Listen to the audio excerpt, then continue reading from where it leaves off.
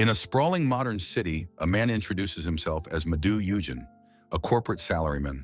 Under the blazing sun, he groans in agony, complaining about how intensely hot it is. He internally curses his foolish bosses for forcing him to wear a jacket in this weather. He walks down the street wondering if he should have just paid to take a car. His life at an exploitative black company is a miserable cycle he cannot escape. He works, endures packed trains, and sleeps, his meager salary barely enough to survive. Seeking a brief escape, he steps into a bookstore, drawn by a new release. He holds up a light novel, calling it his only recent source of entertainment. He fondly recalls playing fantasy games, enjoying stories about overpowered heroes. Lost in a daydream, he wishes a goddess would whisk him away to a game-like world. The fantasy fades, and with a heavy sigh, he remembers he has to get back to work. Suddenly, a sinister voice whispers from the shadows, declaring that it has found him. His eyes widen in shock as the world around him begins to violently dissolve. He finds himself standing alone in a vast, empty white space, completely bewildered. In the distance, he spots a small, hunched figure and wonders if it is a ghost. Startled by a presence behind him, he turns with a confused, "Huh?" A shadowy figure strikes him with a powerful, swift blow, sending him reeling. The mysterious attacker calmly apologizes for the suddenness of the assault. A serene winged child appears before him, announcing he is being sent to another world. Madu grabs his tie in disbelief, insisting that this has to be a lie. He realizes this is a real-life Isekai tensei, and the child must be a god. He tries to rationalize it as a heat-stroke-induced dream, but the god denies it. The god joyfully presents a vision of a grand fantasy world full of adventure. Realizing this is real, he excitedly asks if this means he gets a cheat ability. A new blonde man appears, smirking and stating that he won't be receiving any powers. Madu floats in the void, utterly baffled by this sudden and confusing interruption. The blonde man dismisses the idea as impossible and demands to be sent back to work. Madu struggles to process the chaos, hoping he is just misremembering a bizarre dream. The god cradles the blonde man, explaining it appeared because he was unhappy with his life. The horrifying realization dawns on Madu. He was never the chosen one. A flashback shows the blonde man's fated passion for fantasy. He now has no interest. He thinks that his dead-end life is no reason to choose certain death in another world. He bitterly recalls his terrible boss and his complete lack of motivation at work. With a new fire in his eyes, he resolves to survive and get a cheat power. Madu confronts the god, asking why it would deliberately choose someone so unprepared. He argues that the man has no relevant skills, questioning the god's true intentions. He yells that it's a death sentence, accusing the god of wanting to watch him suffer. The god denies having such a cruel hobby, thoughtfully admitting that Madu has a point. A spark of determination ignites in Madu's eye as he prepares to negotiate. The god offers to de-age the hero, but Madu rejects every insufficient proposal. The god proudly offers a handmade status screen, but Madu dismisses it as useless. He screams that the hero needs a real cheat power, not something so incredibly plain. He continues his rant, yelling that a status screen won't make him any stronger. The god watches him, sighing with exasperation and muttering, "Honestly." Finally losing its patience, the god shrieks that he's annoying and shoves him away. The god's innocent facade drops, revealing an ancient, powerful, and eternally bored entity. It wonders with a sinister smile if its new toy will awaken or break. Madu awakens in a dark forest, looking up and cursing that acorn-head god. He stumbles through the woods, furious at being unceremoniously dumped in the middle of nowhere. He sits dejectedly, realizing he's only ever played RPGs, not survival games. He forces himself up, knowing that this is no time to be complaining. A glint appears in his eye as a crucial piece of information clicks into place. He looks down at his oversized clothes, remembering he was turned into a child. He stares at his small, youthful hand, still struggling to believe what has happened. He wonders if he was too greedy in his negotiations, getting the wrong person blessed. He collapses in despair, realizing all he got was de-aging and a status screen. He remembers the pathetic, groveling negotiations of his past life as a salaryman. He shakes his head, telling himself that thinking like that is useless now. He finds his resolve. He won a negotiation with a god, so it's too early to quit. His survival instincts take over, prioritizing shelter, water, and food before nightfall. His first course of action is to check the contents of his briefcase. He lays out his meager possessions, office supplies, a flashlight, and a dead phone. He notes that his leather shoes are sturdy, but not very good for running. He pulls at his oversized jacket, figuring his clothes will have to do for now. Fueled by hunger and rage, he tightens his belt, vowing to conquer this world. He scans the forest, his eyes narrowed in concentration as he plans his next move. He notices a small white circle in his vision, guessing it might be an activation button. He squints, focusing his will on the strange icon floating in his periphery. With a mental command, a massive screen erupts before him with a startling sound. He stumbles backward, screaming in shock at the overwhelming holographic interface. His eyes are wide with a mixture of awe and terror as he whispers, "This is..." The enormous screen completely obscures his vision, and he yells that he can't see. The interface suddenly shrinks to a manageable size, startling him. He recalls the god's smug words about convenience and curses its foolishness. He examines his pathetic level 1 stats, noting the blank spaces for blessings and titles. His expression becomes one of intense curiosity as he looks at the skill list. He is amazed to see a massive skill tree with over 100 options. The layout is familiar and intuitive, just like the video games he used to play. He understands he needs skill points to level up, but wonders how to earn them. Falling back on old habits, he decides to meticulously record his stats in his memo pad. As he writes, a sudden rustling from the nearby bushes catches his attention. He spins around, startled by the sound coming from the dense undergrowth. A ferocious, muscular rabbit with a single sharp horn bursts from the foliage. He panics, realizing his focus on the skills had made him careless and vulnerable. He assesses the monster, his mind racing, knowing he has no real fighting experience. He calmly observes from a distance, analyzing the creature's size and main weapon. He imagines being gored by the horn, certain the pain and shock would be fatal. He concludes that running is too risky. He needs a safer, more certain method. He confirms the horn is its primary weapon, meaning its attack will be a simple charge. He removes his suit jacket, preparing to use the garment as part of his plan. The rabbit charges forward like a bullet. He knows this will likely be its only attack. With grim determination, he holds the jacket ready and declares, "This is it!" The rabbit's eyes lock onto him as it closes the distance with blinding speed. He readies himself, preparing to execute the counter move he has formulated. The creature is incredibly fast, but he tells himself that he's not too late to act. At the last possible second, he pivots, whipping the jacket directly into its path. The rabbit's horn plunges into the fabric, its charge completely neutralized. He thinks that an attack that can't connect is worthless, his plan working perfectly. His face is a mask of intense concentration as he prepares for his next move. With the rabbit's horn caught in the jacket, it is now helpless and open to attack. With a cry of anguish, Madu bids farewell to his expensive custom-made suit. He whips the jacket into the path of the charging horned rabbit. The beast is entangled and he leaps onto its back to subdue it. He snarls at the struggling creature, telling it not to dare resist. With a grimace, he declares, "This is the finishing blow," preparing his tie. He furiously laments ruining his 8,800 yen tie, pulling with all his might. Collapsed beside the dead creature, he pants, wondering if it's finally over. He clutches his chest, gasping for breath after the intense struggle. Alone in the vast forest, he raises a triumphant fist to the sky. The scene fades to black, marking the end of the immediate conflict. Catching his breath, he knows he can't celebrate yet. He needs shelter.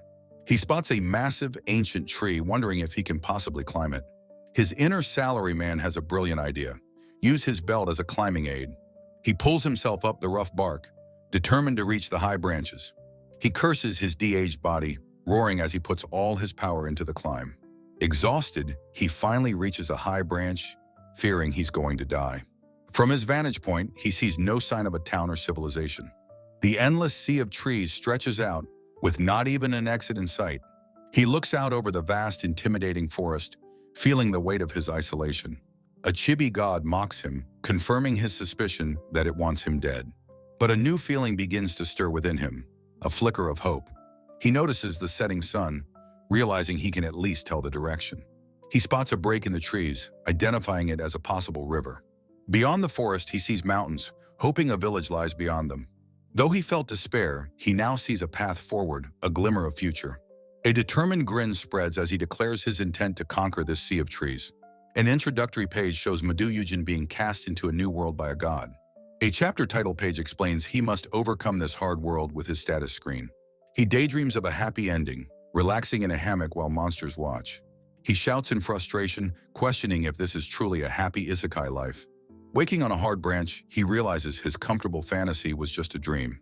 He groans in pain, lamenting the awful sleeping conditions and missing his bed. Back on the ground, he sets his goal, Find the river and hunt for food. He checks his watch, a useful tool for telling time in this new world. He marvels at his multi-function, solar-powered watch, a piece of modern wisdom. He climbs a rock face, focused only on the immediate needs of survival. A small bird flutters past his face, startling him from his thoughts. His eyes follow the bird, a spark of curiosity in his expression. The bird leads him to a bush of unfamiliar fruit, which he deems edible. He decides that if the fruit is poison, then his journey is over anyway. He takes a massive, desperate bite, the taste exploding in his mouth. His eyes sparkle with pure bliss. The fruit is incredibly delicious. Overjoyed, he immediately begins securing his food source, gathering frantically. He feels that he is finally making some progress in this world. He decides to check his status screen and notices something new has appeared. Above his head, a notification shows he has gained the gathering skill. He wonders if he got the skill simply because he picked the fruit. He realizes actions like fighting and gathering grant experience to related skills. He cheers, realizing this world operates just like a video game. Confident now, he feels that if he continues like this, he can survive. His confidence builds as he settles into a routine, cleaning his teeth. A rustle in the bushes catches his attention, but he is not concerned. He thought there must be something there, and he was right. He thinks this humanoid creature will be an easy kill compared to the rabbit. But the creature that emerges is a grotesque, drooling goblin. The goblin shrieks, its fanged mouth wide as it charges towards him. His own terrified silhouette is reflected in the monster's hateful eye. The goblin lunges, its jaw unhinged in a predatory roar. Madu's face contorts in pure terror as the creature attacks. He throws himself backward, desperately dodging the goblin's sharp claws. He thrusts his screwdriver upward, impaling the goblin through its eye. The creature collapses as he scrambles away from the spray of black blood. He realizes with a grimace that his thinking had been completely naive. He understands that even a level 1 goblin is a lethal threat. This isn't an NPC, it's a living creature trying to kill him. He hardens his resolve, knowing he must discard his lukewarm mindset. He stands over the twitching body, his expression cold and determined. He clenches his fist, the reality of kill or be killed sinking in. The goblin's clawed fingers scrape weakly at the dirt in its final moments. Panting, he acknowledges that this brutal outcome was inevitable. He touches the scratch on his cheek, a reminder of his carelessness. He knows if he hadn't been overconfident, the fight would have been smoother. He hopes the wound doesn't get infected, still clutching his bloodied screwdriver. He reminds himself that this is not a game world. He must be careful. He wonders what the goblin dropped when it first appeared. His eyes widen in shock as he sees the gruesome object. It is a severed human arm, a chilling reminder that people die easily here. A dark, ominous aura seems to press in on him from the trees. A sudden tremor shakes the entire forest, catching him by surprise. The ground lurches beneath him, throwing him off balance. He stumbles, bracing for the appearance of another terrifying monster. The force of the tremor sends him tumbling to the ground. From the ground, he looks up, his eyes wide with alarm. The ground nearby begins to bulge upwards, heralding something new. "What is it?" he yells, scrambling back from the disturbance. A round, fluffy, mole-like creature emerges, squeaking, "Mokyu!" His immediate, bewildered reaction is that the creature is cute. He realizes this wasn't an attack, but wonders how to handle it. The Mokyu charges a sphere of dark energy, revealing it's a magic user.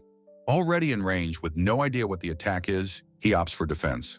The blast of energy slams into his briefcase with explosive force. He cries out in pain as the force of the impact numbs his arm. He knows with certainty that a direct hit would have been fatal. He realizes he can't block again, nor can he risk dodging. His only option is to charge forward, directly at the enemy. Two Mokyu look on, seemingly confused by his aggressive charge. The second Mokyu lets out a questioning squeak as he closes in. He leaps into the air, bringing his foot down in a powerful axe kick. The brutal kick connects, crushing the creature's skull in a spray of blood. The long-range threat has been dealt with, leaving him panting over the corpse. Madu pants for breath, determined not to be crushed before he can even retreat. Sweat drips from his brow as a notification appears in his intense gaze. He collapses, exhausted, finally reaching level 2 in this brutally hard world. Trudging through the woods, he complains about the awful sleeping conditions. He reflects on the exhausting, back-to-back battles that have worn him down. He continues his weary walk, his clothes and body covered in grime. The stinging pain of his wound reminds him he must wash it soon. He feels filthy and dehydrated, knowing he is reaching his absolute limit. Suddenly he freezes, hearing the unmistakable sound of running water. He breaks into a desperate, panting run, driven by the promise of relief. He sees a bright light through the trees, wondering if it's truly what he hopes. With a mighty bellow, he cries out, "Water!" upon seeing the stream. He leaps into the air, throwing himself towards the cool, refreshing water. He lands with a tremendous splash, his briefcase flying from his grip. His tattered suit, now clean, hangs from a branch to dry by the stream. He scoops up handfuls of water, drinking deeply and gratefully. Looking into the clear stream, he is pleased to see a source of fish. He also has the rabbit carcass, giving him a good supply of meat. Now clean, he feels his preparations for survival are wonderfully complete. A confident grin spreads across his face as he decides on his next step. Posing with a fish, he declares it's time to test his fire magic. He finds a large defensible hollow in a tree to serve as his bed. Settled in his new base, he pulls up his holographic status screen. He asks the system to provide him with the skills he needs to proceed. Using his 2 level-up points, he decides to acquire fire magic. He smiles happily, pleased to still have 1 more point remaining. He cheers, pumping his fists in a moment of pure, unadulterated excitement. A notification confirms he has acquired fire magic level 1 and its description. He recalls the classic fireball spell he's seen in so many games. Sitting by the stream, he decides it's time to test his new skill. He makes a confident finger gun gesture, his heart pounding with anticipation. With focused determination, he points, ready to unleash his new power. He shouts the incantation, commanding the fireball to launch. The forest remains stubbornly silent, his spell failing to materialize. He taps his chin thoughtfully, wondering if the incantation was too simple. He tries again, shouting, "Fireball!" with renewed vigor and confidence. He wonders if perhaps the shape of his hands was what was wrong. He thrusts his hands forward, yelling for the fireball to go. Again, nothing. A fish leaps from the water as if mocking him. He closes his eyes, trying his best to maintain his composure.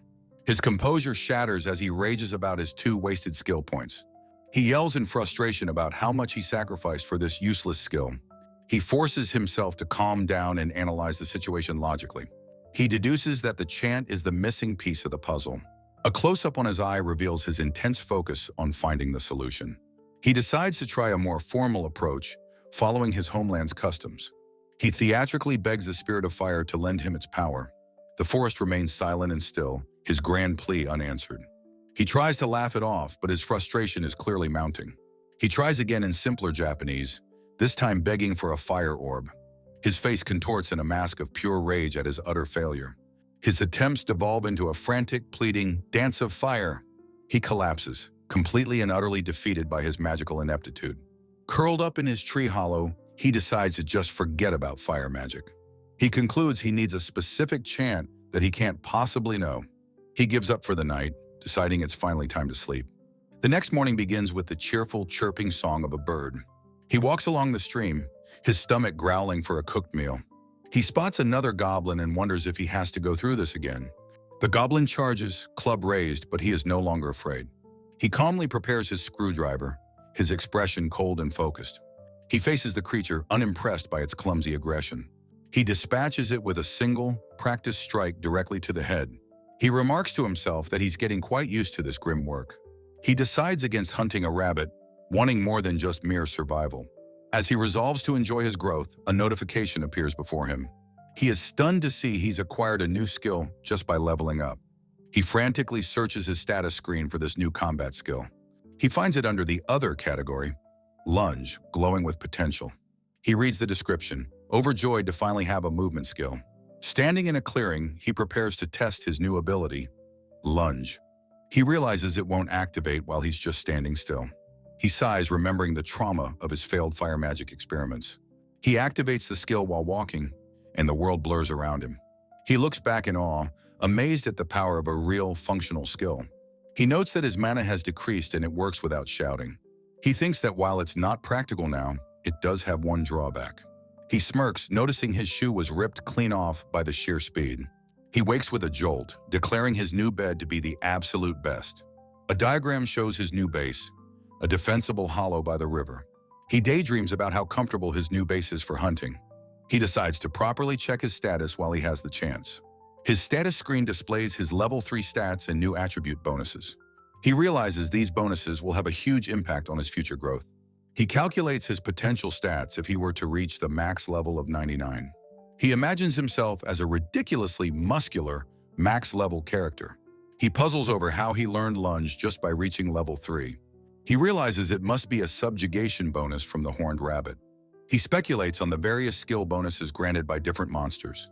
He concludes that the experience values from monsters must be very rewarding. He realizes the people of this world learn skills through their daily lives. He smiles, fondly remembering his good old days as a hardcore gamer. He recalls his time in an MMORPG focused on defeating strong enemies. He remembers the simple fun of fishing and exploring with his guildmates. For 6 years, he sought only strength, sacrificing everything else. He became the #1 player on the server, the revered evil god. He reflects on that meaningless glory, admitting it was the most fun he'd ever had. He looks at his notebook, realizing this world is perfectly suited for him. He slaps his own face, trying to snap out of his obsessive reverie. He reminds himself he's an adult now and can't repeat his past mistakes. Curled up in his tree hollow, Loki peacefully drifts off to sleep. The next morning, the sun rises over the vast, quiet forest. A faint sound draws his attention to a small hole in the ground. A fluffy, mole-like Mokyu bursts from the earth with a cheerful cry. Already deep into his hunt, Loki declares this his second kill of the day.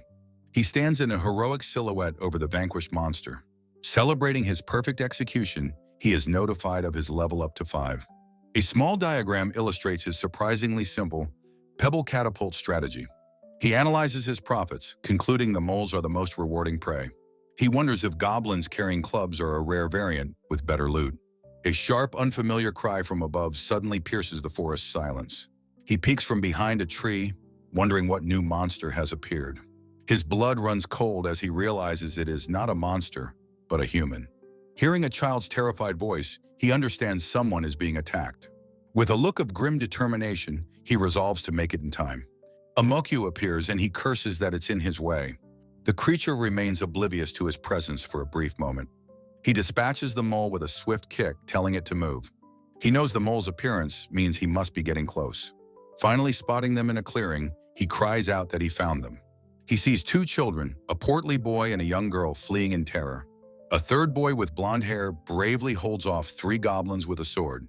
The lead goblin, holding a sword, notes he's used to fighting 2 at most. The gruesome memory of the severed arm flashes through Loki's mind. He charges forward, vowing that he is done seeing people die. The blonde boy Jink asks for help, saying he'll draw 2 of the goblins. Loki is shocked by the sudden request for battlefield coordination. Jink is confused by Loki's momentary hesitation.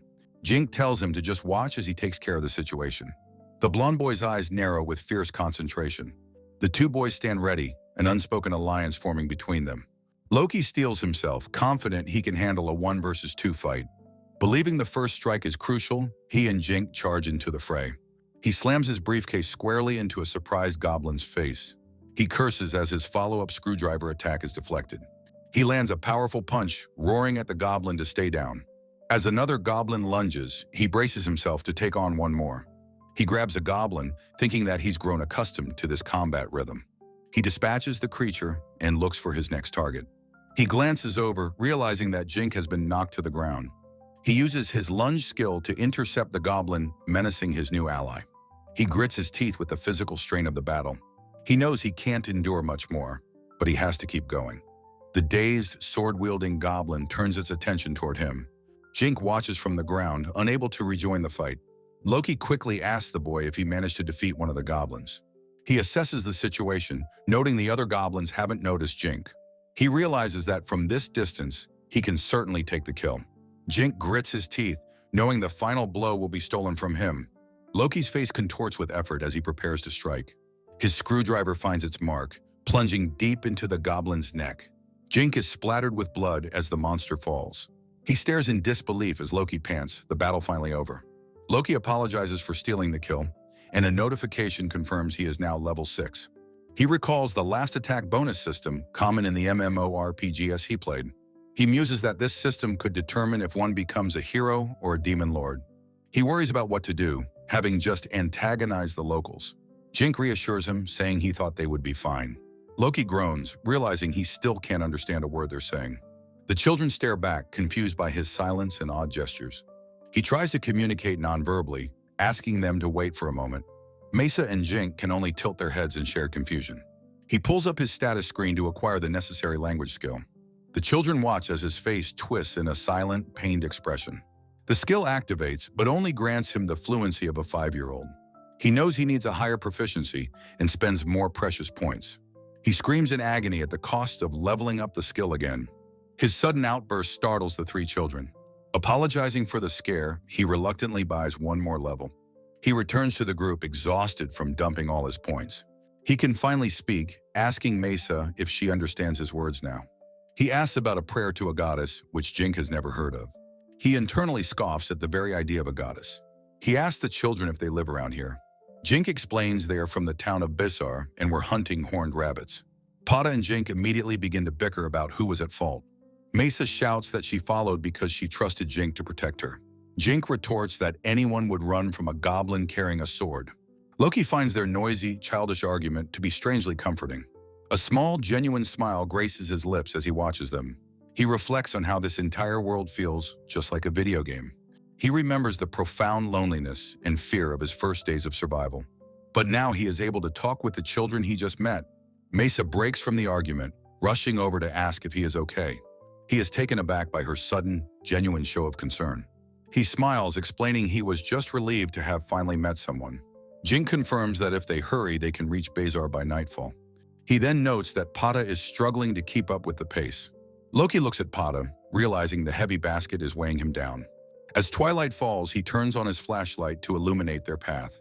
The 3 children are completely astonished by the sudden, powerful light. Jink asks if it's a magic tool, while Misa concludes he must be a noble. Loki just grunts, not wanting to get into a complicated explanation. He claps his hands together, insisting he's not talking because he's not tired. He defers to Jink's knowledge of the forest to lead the way. He takes a confident step forward, ready to follow his new guide. The group sets off into the woods, Jink leading the way with focus. Jink spots a horned rabbit and immediately lunges to attack.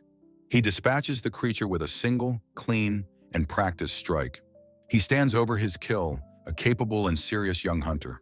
As they walk, Jink asks the heavily laden Pada to lend him his knife. Jink explains he has no time for harvesting, but wants a test cut. Loki is completely baffled by the terms magic stones and subjugation parts. He asks if harvesting means they can be sold. Jink confirms it's obvious. Pada explains the stones here are small, but Jink says it's vital income. The children tease Loki, assuming a noble like him wouldn't know about money. Loki internally panics, realizing he's not a noble, but a corporate slave. Mesa asks with wide-eyed wonder if a shachiku is some amazing pet. Loki puts the pieces together, asking if the 3 of them are a party. Mesa cheerfully confirms their roles. Jink attacks, she gathers, Pada carries. She says she sells herbs and fruit, prompting Loki to ask about monsters. Mesa explains her family apothecary needs money, so she must work hard. Loki smiles, genuinely impressed by the young girl's maturity and drive. He looks back down the path, suddenly realizing Pada is no longer with them. Far behind, Pada is completely exhausted, panting as he struggles under his load. The others call back with encouragement, telling him it's okay to go slow. Pada looks up, his expression confused as if he doesn't understand them. He finally catches up to the group, apologizing for his slow pace. Loki grows concerned, asking if Pada is having trouble understanding his words. Pada reveals he plans to get otherworldly language comprehension at his next prayer. He worries about choosing between farming and plowing, which makes Loki laugh. Loki realizes prayer is their version of his skill point allocation system. Jink suddenly stops, asking if a creature is in the trees or underground. He explains that the creatures called flower moles are very sensitive to sound. He demonstrates by tapping his knife hilt against a tree to lure one out. A familiar fluffy mole pops up, which Loki recognizes from a previous battle. Loki compliments his skill, and Jink proudly says his hunter father taught him. They continue their trek deeper into the dense, sun-dappled Palmelia Great Forest. Loki asks about Jink's future plans. The boy says he's going to the Locker Plains. He explains the monsters there are stronger, and he's not yet ready for them. Loki thinks Jink must be worried about protecting his younger companions. Jink reveals he must get strong to support his mother and sibling. Loki is stunned into silence by the boy's heavy adult responsibilities. Silhouettes reveal the children's heavy burdens, family, finances, and their future professions. Madu reflects that for kids his age, these responsibilities are completely normal here. He looks back, questioning if his assumption of appearing like a noble was wrong. Jink turns with a bright smile, realizing they haven't exchanged names with each other. As Jink waits for an answer, Madu knows exactly which name he will use. Apologizing for the delay, he confidently introduces himself to the group as Loki.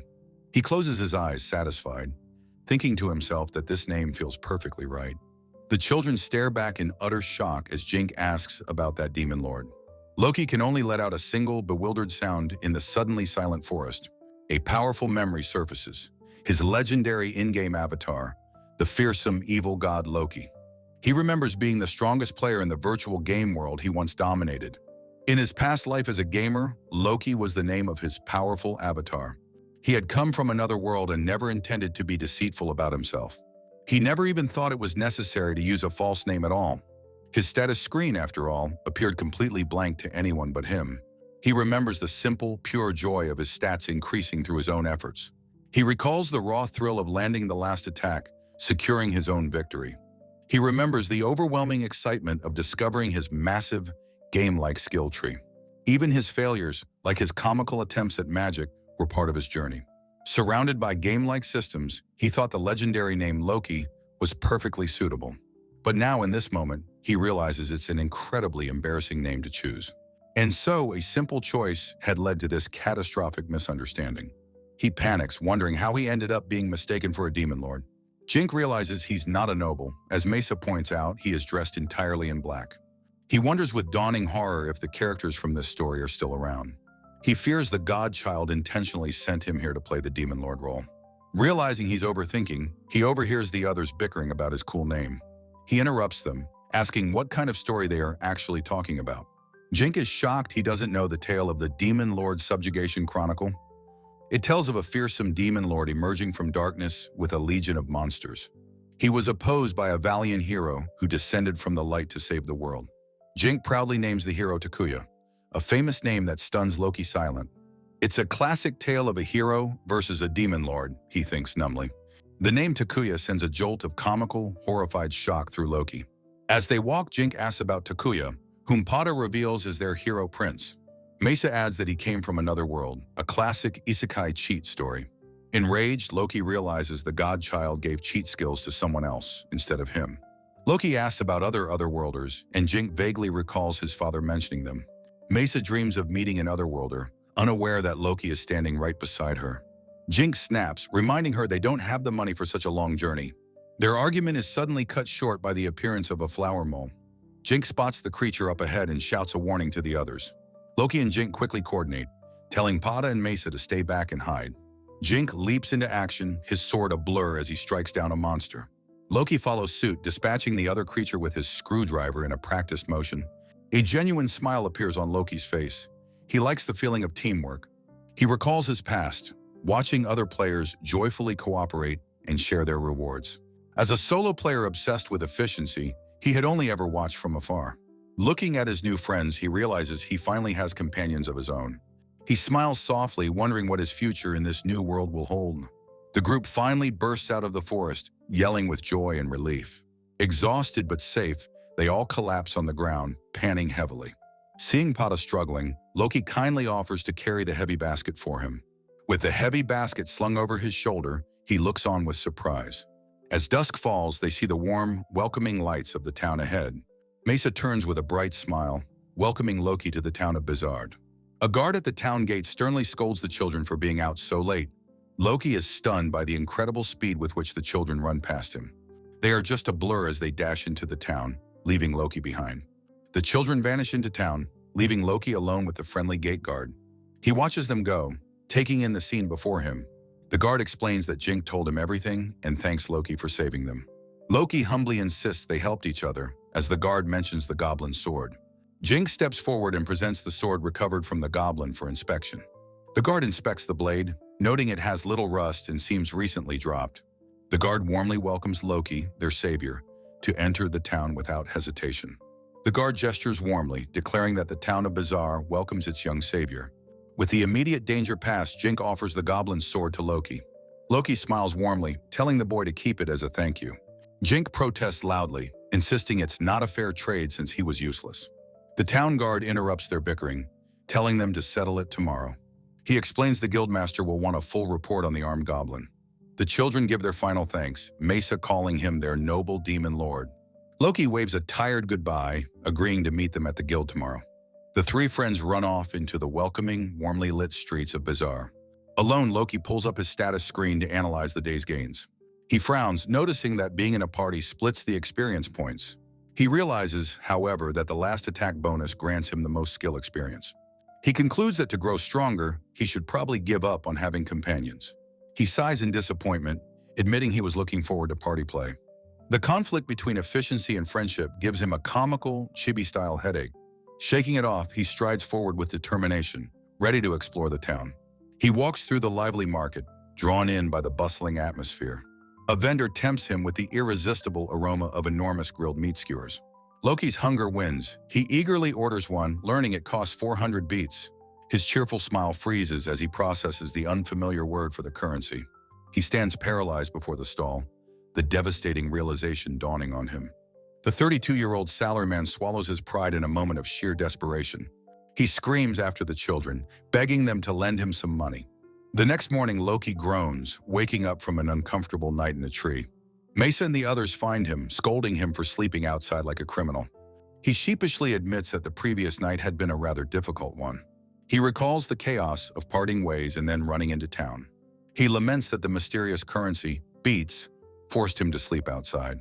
Mesa comically imagines a game world where being broke is a fatal flaw. She finds him, saying she'd been looking for him everywhere, worried.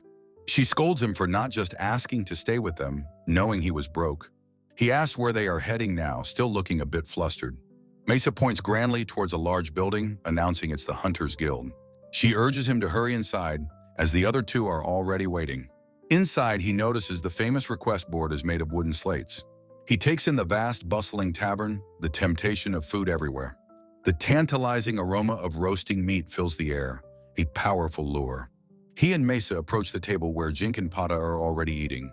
Loki sees the delicious food and is overcome with a desperate hunger.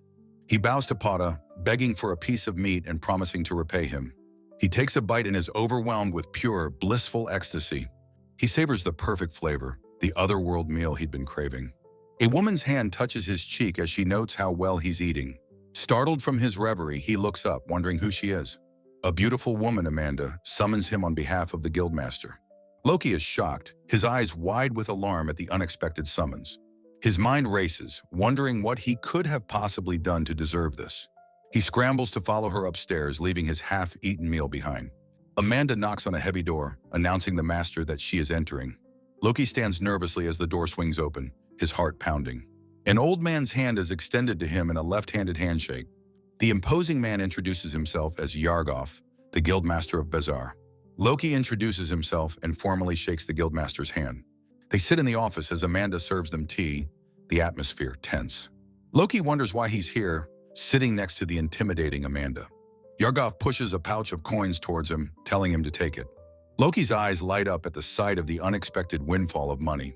Yargov explains it's a reward from the mayor for saving the children.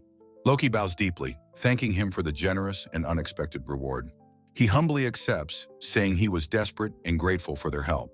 Yargov suggests that with his skill, he should certainly join the Hunters Guild. Loki hesitates, admitting he's worried about being tied to one organization. Yargov reassures him that guild registration provides security across the country. Loki assesses the man, thinking he seems serious and perhaps trustworthy. Yargov notes that Loki seems to understand him perfectly, looking pleased. He reveals a secret. He judges a person's origin by their mouse movement. Loki is taken aback, surprised by this strange method of discernment. Yargov states that Loki's speech doesn't seem to be from any known country. He reveals that 2 hunters went missing in the Palmelia Great Forest. A flashback shows one of the missing hunters, his sword now in Jink's possession. Yargov asks Loki what an unregistered hunter was doing in that forest.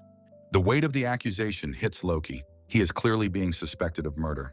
He realizes he was prepared for questions, but this is far more serious. He knows a clumsy lie will expose him. He must tell the truth. He denies any wrongdoing, stating he cannot reveal his purpose in the forest. Yargov asks if he saw or found anything unusual during his time there. Loki recounts finding a human arm that had been partially eaten by goblins. Yargov concludes that survival is impossible and recovering remains will be difficult.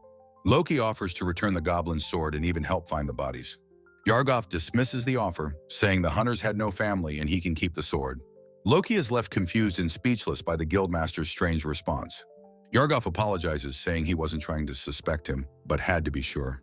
He declares the conversation is over, ending the interrogation abruptly. He stands smiling and says that guild registration is on the first floor. He gives a sharp, knowing grin, saying he'll be counting on Loki. Loki excuses himself and leaves the office, the door closing behind him. Outside, he reels from the encounter, wondering what just happened. Yargov's eyes remind him of a manipulative executive from his old company. He shudders, completely unnerved by the guildmaster's calculated performance. He questions Yargov's motives for bringing up the missing hunters. The memory of his old boss, always smiling but insincere, comes to mind. He realizes Yargov is the same type, a man whose eyes do not smile. He takes back his initial assessment. The man is terrifying and he dislikes him intensely. Back in the office, Yargov notes that Loki's face looks surprisingly calm. Amanda recalls a similar incident 6 years ago involving strange recovered artifacts. Yargov notes that Loki possesses a working watch, a rare otherworldly item. Amanda confirms his shoes, watch, and glass slate are all unknown artifacts. Yargov deduces that since Loki didn't hide his strange possessions, he's likely innocent. He instructs Amanda to monitor Loki, but not to pry too deeply. Amanda agrees with a professional, slightly flirtatious smile. Yargov muses on Loki's mysterious name and motives, eager to see what happens next. Guildmaster Yargov stands at his window, looking down thoughtfully upon the town. He smiles, reflecting that things have progressed well, and entrusts the future to Loki.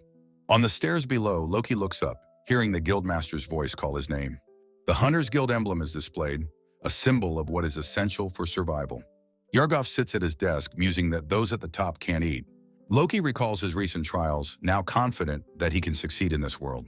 He returns to the tavern, where Masa eagerly asks him how the meeting went. With a sly smirk, Loki pulls a heavy, clinking pouch from inside his jacket. He triumphantly presents the overflowing pouch, declaring that he's suddenly received a fortune. His 3 young friends stare in utter shock, yelling about the incredible sum of money. Loki explains it's a 150,000 beat reward, a personal thank you from the mayor. Mesa notes the official guild quest reward was only 100,000, while Jink complains. Loki looks confused by Jink's outburst, repeating the word punishment. Jink explains that a simple gratuity is too small for a civilian rescue mission. Loki realizes Yargov is an unreadable man who plays by his own rules. He claps his hands, deciding that for now, the most important thing is the money. With a cheer, he announces they can now all go eat some meat skewers. The town's church bell tolls as Loki thinks about officially registering as a hunter. He approaches the guild counter, and Amanda greets him flirtatiously, glad he remembered her. She formally reintroduces herself, stating she's the 3rd most important person in the guild. Loki realizes getting on her good side will be beneficial and asks her for help. He asks how to register, and a pleased Amanda slides a form towards him. He holds the quill, knowing that signing the name Loki means there's no going back. Amanda's voice cuts through his thoughts, asking if he is able to write. Loki confidently replies that it's probably fine as he prepares to sign the contract. Amanda says there's no problem and begins explaining the guild while his card is made. The guild is a place where hunters like Jink complete subjugation requests. For lower-ranked hunters, it also offers many odd jobs like gathering and assisting. Loki asks what his starting rank will be, and Amanda confirms everyone begins at G rank. A diagram shows the 9 ranks. Hunters can only take jobs at or below their level. An exception can be made for those who, like him, defeated a sword-wielding goblin. Pata asks about promotion requirements, but Amanda cheerfully says it's a secret. Loki then asks if there are specific promotion tests, which Amanda praises as a good question. She explains that B rank and above require a practical exam and S rank an interview. She smiles, telling him that to rank up, he must contribute and prove his strength. Loki understands completely. This world is a true meritocracy where hard work is rewarded. He flashes back to his old job, where working harder only led to more work. Amanda returns to the counter, handing him his newly minted hunter's card. He holds up his G-rank card as Amanda wishes the new hunter, Loki, good luck. With the explanation over, Amanda asks if he has any other questions. She winks, revealing the guildmaster asked her to look after the newcomer. Loki is touched by the gesture, saying that he is very grateful for the help. He then asks for her recommendation on a good hunting ground for a beginner. Amanda points to a map suggesting the first stratum of the Palmelia Great Forest. Loki recalls Jink mentioning the forest and wonders what a stratum is. The shallow parts of the forest are for beginners, but the depths hold many mysteries. Intrigued by the idea of an unknown area, Loki asks for more details. Amanda explains the forest is layered, and it once took a party 60 days to reach the second stratum. Loki is in awe, realizing the forest covers a quarter of the entire continent. He blushes with excitement, thinking it's just like a final dungeon in a starting village. He moves on to his next question about hunting monsters without an official request. He clarifies that rewards are only for official quests, not for everyday hunting. Amanda looks annoyed, warning that the guild will punish him if he causes trouble. She adds that in an emergency there might not be a reward. Loki says that's fine. She glares at him, her patience clearly wearing thin from his endless questions. Loki gets an idea, asking if he shouldn't venture into the forest depths. He decides against it for now, knowing he has a goal to work towards first. Amanda is exasperated, telling him he now understands the rank restrictions and should value his life. Loki, looking mischievous, prepares to ask his next question. He thanks the utterly exhausted Amanda for answering his barrage of questions. She tells him to read the books in the reference room for more information. She warns him that the books are precious and chained up for their protection. Loki gets a crazed look in his eyes, promising to be extremely careful. He walks away, glad he didn't try to ask all his questions at once. He notes that paper is a luxury here. Most documents are on wooden slates. As he leaves the guild, Jink calls out to him. Jink proudly shows off his own new hunter's card, asking if Loki registered. Loki smiles brightly, holding up his own card in a silent, shared victory. Jink announces he sold a goblin sword for 22,000 beats, splitting it 4 ways. He holds up the other sword, saying he's off to sell it now. Loki immediately says he'll go with him to the armorer's shop. Jink leads the way through the bustling streets, with Pata asking if it's far. At the shop, the burly blacksmith offers a paltry 50,000 beats for the sword. Loki is shocked, pleading with the man to raise the price to 80,000. Pata explains to Mesa that they wanted to split the profits from the sword. The blacksmith scoffs dismissively at Loki's counteroffer. He crosses his arms, refusing to buy at a loss and offering 40,000 instead. Loki looks completely dejected, his hopes of a good price seemingly crushed. But then, a sharp, calculating glint appears in his eyes as his demeanor shifts. He calmly asks the blacksmith what the sword's resale price is on the open market. The blacksmith grunts, confirming Loki's suspicion without a word. Loki reveals a similar sword sold for 100,000 beats, which would be its resale value. He argues the blacksmith would still profit handsomely, stunning the man into silence. The blacksmith counters with 60,000, saying he needs to make a profit. Loki smiles slyly, ready to play his final, devastating trump card. He reveals the sword was bought there 10 days ago by one of the missing hunters. He leans in, asking if the blacksmith was planning to profit from a fallen comrade. He offers a compromise of 72,000 beats. The blacksmith growls in frustration. Loki adds that if that's not enough, the sword will be a gift for Pata. Defeated, the blacksmith agrees to buy the sword for 72,000 beats. Loki immediately asks the shocked blacksmith how much a small knife costs. He models his new local-style clothes, a set that costs 3,000 beats. He also shows off his new sturdy leather boots, which cost 40,000 beats. Having acquired his weapon, he has now shed his initial gear for proper equipment. He celebrates wildly in his new inn-room, having also secured a place to sleep. He flops onto his bed, overjoyed that everything is going so smoothly. The clock in his room begins to chime loudly. Loki sits in his room, thinking it's getting late and time to get going. He marvels at the room's details: the clock, the magic stone lamp, the wooden slates. The next day, Amanda greets him at the guild, complimenting his handsome new look. At the guild counter, Loki asks Amanda about the matter he had previously requested. His face lights up as he realizes he has received special permission for F-rank quests. His expression shifts, sensing there's a catch to this unexpected approval. Amanda leans in, fiercely lecturing him to form a party whenever possible. Walking away, Loki internally grumbles that there's really no benefit to partying up. He understands the logic, picturing his young friends in their specialized party roles. But his grinder's spirit rebels against deliberately reducing his own share of rewards. Outside, the friendly gate guard greets him, happy to see he's become a hunter. The guard smiles warmly, offering the fatherly advice to come home before dark. Loki is taken aback, touched by the simple and genuine display of concern. He reflects on the care shown to him by both Amanda and the guard. Waving back with a bright smile, he promises he will and heads for the forest. Now properly equipped, he ventures into the wilds with a basket on his back. He arrives in the first stratum of the Palmelia Great Forest, ready to hunt.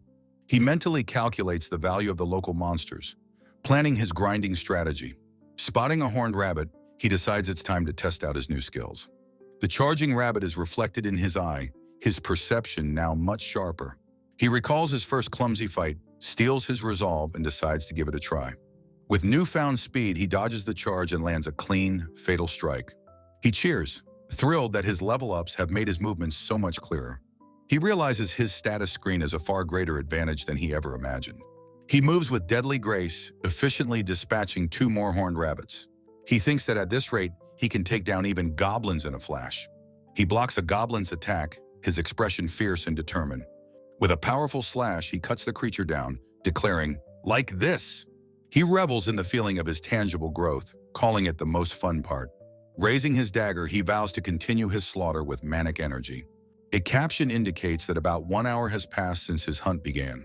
The forest floor is now littered with the dark, bloody remains of monsters. Loki sits exhausted amidst the carnage, the grim reality of his work setting in. His face is scrunched in disgust as he gags from the overwhelming stench. The harsh, grotesque smell and texture of the slaughter assault his senses. He feels sick to his stomach, the sensation of gore on his hands turning his stomach. He laments that his only anatomical knowledge comes from a brief science class video. His clumsy attempts at butchering the monsters make the gruesome task even worse. He grits his teeth, covered in grime, feeling the visceral weight of his actions. He fumbles with a goblin's corpse, searching for the magic stone within. Next, he must sever the creature's wrist to claim his proof of subjugation. He carefully inserts his blade into the joint, figuring out the proper technique. His blood-soaked hand holds up a small glowing crystal, a magic stone. Grimacing, he finishes the disgusting task, his face a mask of exhaustion. He realizes with dismay that processing a single kill took him an entire hour. He looks at his bloody hands in despair, surrounded by the gory aftermath. He remembers how he used to wash off blood in the river without a second thought. He recalls Amanda's scolding words, feeling like an idiot for his carelessness. He snarls in frustration, knowing failure means death and there are no retreats. He notes that his knife is now slippery with blood, making the work harder. He decides getting angry is useless and resolves to meet his quota for the day. With a fierce cry, he commands himself to show some grit and finish the job. Back in town, the Hunters Guild building stands against the evening sky. Inside, Amanda notes that he must be the one who defeated the sword-wielding goblin. She inspects his basket, remarking that the quantity is impressive for a first hunt. Her eyes narrow as she takes in his filthy, blood-soaked appearance. Loki stands awkwardly before her, covered from head to toe in gore. She erupts, scolding him for his lack of preparation and asking if he wants to die. She berates him for not even asking about a hunter's basic equipment. Pointing angrily, she orders him to go wash his hands immediately. He realizes he was just scolded like a child, because in this body he is one. The tavern owner offers him a meal to help with his obvious fatigue. She proudly presents 2 enormous skewers of glistening roasted meat. The sight and smell of the meat after the day's work makes him feel sick. He politely declines food, asking only for water, requesting that it be ice cold. A tall glass of ice water is placed on the table before him. He takes a sip, his eyes scanning the tavern as he recovers from the day. The owner asks if something is on his mind, but he quickly dismisses her concern. His gaze drifts across the bustling tavern, taking in the other adventurers. He notices a man at another table and is shocked to see he is wearing glasses.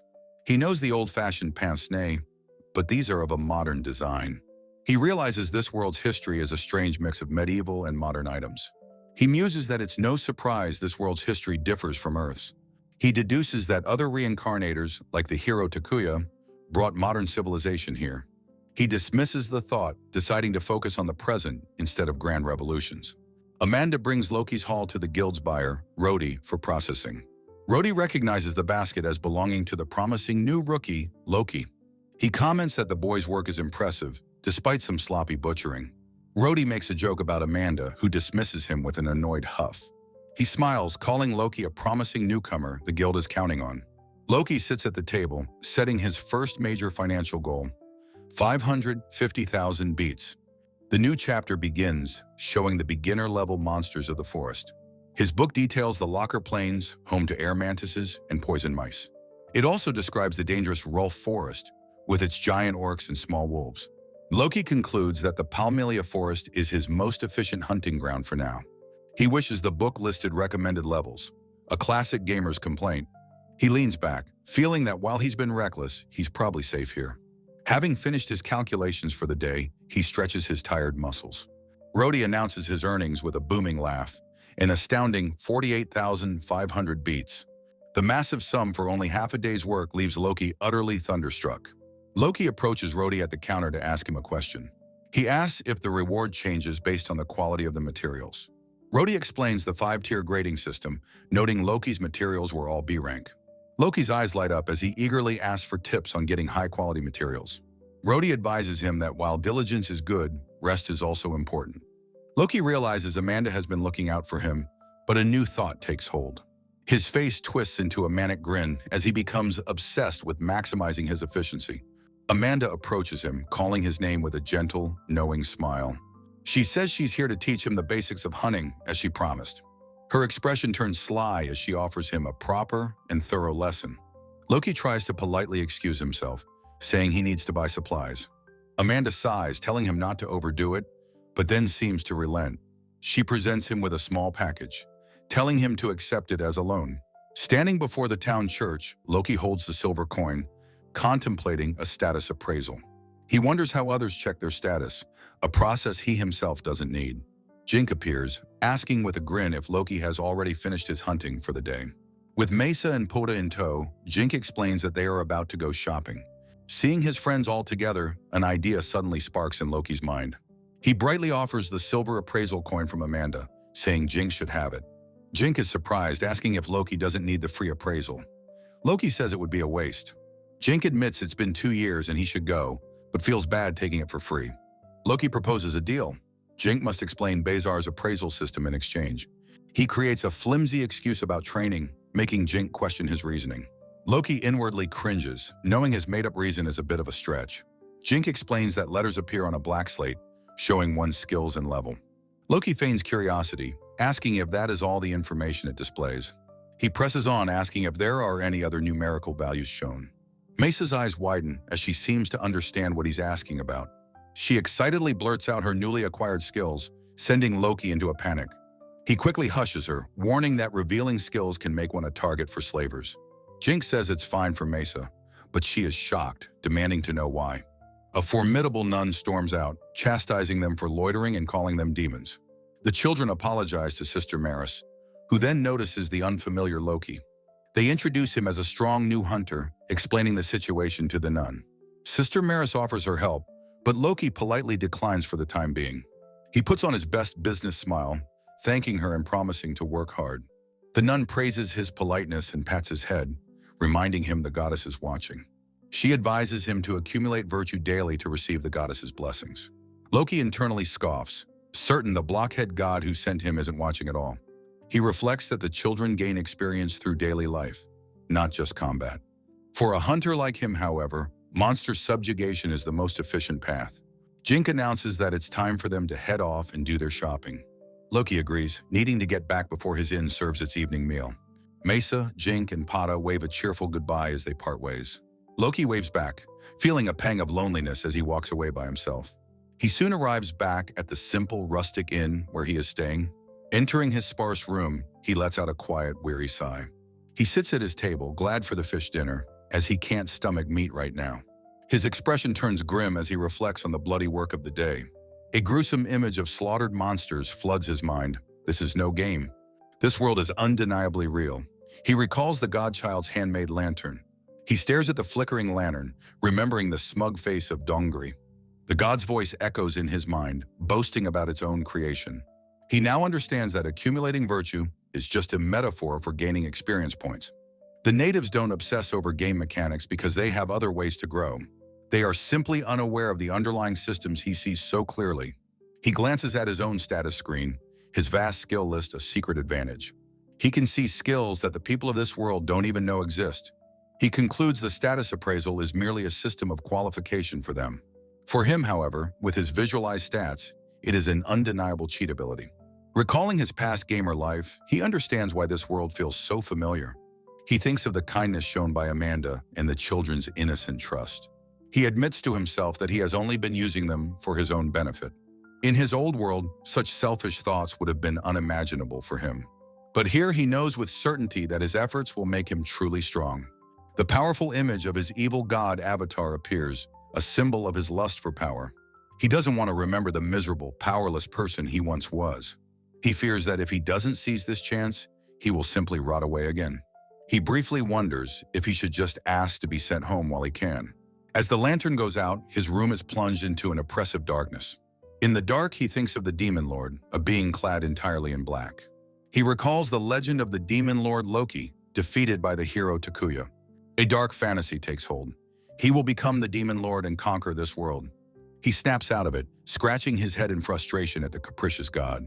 He resolves to live for his own sake, regardless of why he was sent here.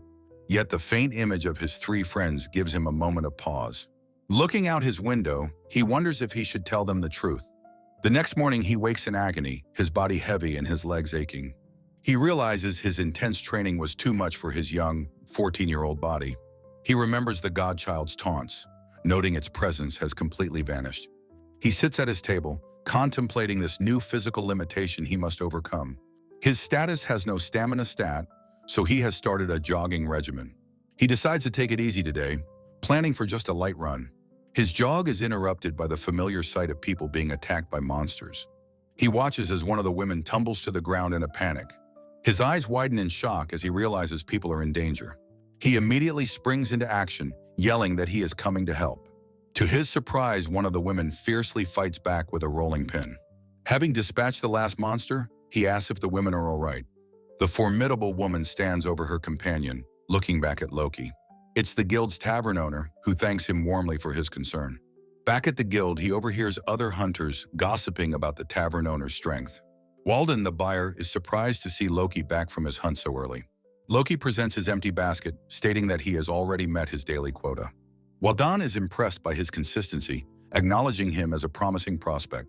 Loki admits that he doesn't like standing out and finds the attention problematic. He doesn't want to lower his income, but he needs to figure out a new strategy. He dreams of earning 1.5 million beats for gear to challenge the locker planes. Walden advises him to sell extra materials to specialty shops to avoid attention. Loki recalls the tavern owner's surprising strength, another piece of the puzzle. He realizes selling proofs to the guild and materials elsewhere is more profitable. This will allow him to build a good reputation without being too conspicuous. Walden adds that this is a necessary step for ranking up in the guild. Loki grows concerned about carrying large amounts of reward money on his person. With a sly grin, Walden asks if he knows that money must be deposited. Loki is stunned, realizing that a deposit is required for promotions. He storms out of the guild, furious that Amanda never told him this. He imagines his 1.5 million being instantly stolen, leaving him with nothing. The vision of his hard-earned savings vanishing into an empty chest fills him with despair. Stomping through the market, he bumps into an armored man. He notices the man just exited a very elegant-looking shop. He quickly apologizes to the elderly man for his carelessness. His anger forgotten, he peers into the shop, realizing it's a jeweler's. Loki steps into an elegant shop, greeted by a mysterious cloaked figure. The woman asks if he is there to buy or sell magic stones. He is awestruck, asking if the vast collection is all magic stones. She observes his childlike wonder, noting his obvious fascination with her wares. Seeing his interest, she offers to give him a special lesson. With a grin, she explains a stone's color determines its elemental attribute. Loki presents the small glowing stone he harvested from a flower mole. His eyes sparkle as he realizes he has an elemental magic stone. She explains colorless stones are for daily life, but colored ones are special. A spark of understanding ignites in Loki's mind. She reveals that elemental stones can be used to enchant equipment. He clenches his fist, realizing the incredible potential of this knowledge. He excitedly imagines that a dual-element, two-sword style is now possible. The woman chuckles, amused by his very active imagination. She reminds him that an enchanted weapon is far too expensive for a rookie. Loki is brought back to reality with a jolt. The appraisal of his small stone yields a shocking value, 50,000 beats. He screams in disbelief. The guild only offered him 2,000. She explains that earth stones are highly valued for their use in construction. He scratches his chin, finding her economic logic frustratingly sound. She invites the future hunter to return when he has more money. Loki leaves the shop in a daze, sighing at the new possibilities. He knows his financial goals have just become far more complicated. His mind fills with grand fantasies of powerful combination magic. His strategic thoughts are interrupted by the approach of dinner time. A sudden, intoxicating aroma completely captures his attention. His imagination conjures a grand, exotic vision of India. He follows the fragrant smoke, drawn irresistibly towards its source. He throws open the door, thinking it couldn't possibly be. "Curry," he yells, recognizing the dish instantly. The turbaned chef asks if he is familiar with his dish. "Kaori." Loki's face beams as he confirms he knows it all too well. The chef is surprised by his customer's knowledge. He asks if Loki is truly prepared to sit and eat. He reveals his only dish costs a staggering 9,000 beats. Loki is shocked by the incredibly high price for a single meal. But his body trembles, craving the nostalgic flavor of home. He defiantly slams his money down, demanding a bowl anyway. The chef smiles, impressed by the boy's conviction. Loki's eyes water with anticipation as the dish is served. The taste brings back memories of his old life's curry lunches. He takes his first blissful spoonful. The intense, fiery spice explodes on his tongue. He screams that the dish is so spicy it actually hurts. He struggles against the searing heat, but the deep, rich umami flavor is unbelievably delicious. He scrapes the bowl completely clean, not leaving a single drop. He finds that his spoon simply cannot stop moving. He stands up from the table, finished with his meal. He claps his hands together, thanking the chef profusely. He waves goodbye as he steps out of the restaurant. He reflects on the absurdity of spending 9,000 beats on one meal. The memory of the incredible taste lingers on his palate. He runs happily, thinking about the familiar flavor as the chef waves. He wonders if another person from Earth might be nearby. The chapter title page shows a steaming, delicious bowl of kaori. A sign in front of the shop advertises the single dish for 9,000 beats. Loki reflects that while it was a good meal, he must be more careful. The chapter title page again shows a steaming bowl of kaori. The sign again advertises the single dish for a pricey 9,000 beats. Loki again reminds himself to be more careful in the future. A third chapter title page displays the delicious-looking kaori. The sign once more shows the dish's price of 9,000 beats. Loki once more resolves to be more careful with his choices. As he walks, a woman's voice calls out, recognizing him as Loki. She speaks of her daughter as he approaches her home. She introduces herself as Mesa's mother, as her son jokes he's the father. Loki is surprised to realize he has found Mesa's family apothecary. He feels he's seen her before. She agrees as she also forages in the forest. Loki is recognized by a woman's voice. She mentions her daughter as he approaches her home. She introduces herself as Mesa's mother. As her son jokes he's the father. Loki is surprised to realize he has found Mesa's family apothecary. He feels he's seen her before. She agrees as she also forages in the forest. Loki is recognized by a woman's voice. She mentions her daughter as he approaches her home. She introduces herself as Mesa's mother. As her son jokes he's the father. Loki is surprised to realize he has found Mesa's family apothecary. He feels he's seen her before. She agrees as she also forages in the forest. The door bursts open as Mesa's mother asks if he has arrived. Mesa appears, excitedly asking Loki to go play by the river tomorrow. She shakes him, insisting it will be fun and they can catch fish. Loki is completely overwhelmed by her boundless, chaotic energy. She dashes off, shouting that she will go tell Jink and Pata. Loki notes she left like a storm. Her mother apologizes for her behavior. The door bursts open as Mesa's mother asks if he has arrived. Mesa appears, excitedly asking Loki to go play by the river tomorrow. She shakes him, insisting it will be fun and they can catch fish. Loki is completely overwhelmed by her boundless, chaotic energy. She dashes off, shouting that she will go tell Jink and Pata. Loki notes she left like a storm. Her mother apologizes for her behavior. The door bursts open as Mesa's mother asks if he has arrived. Mesa appears, excitedly asking Loki to go play by the river tomorrow. She shakes him, insisting it will be fun and they can catch fish. Loki is completely overwhelmed by her boundless, chaotic energy. She dashes off, shouting that she will go tell Jink and Pata. Loki notes she left like a storm. Her mother apologizes for her behavior. Mesa's mother is grateful he is willing to indulge her daughter's whims. Loki smiles warmly, saying it sounds like fun to be with the three of them.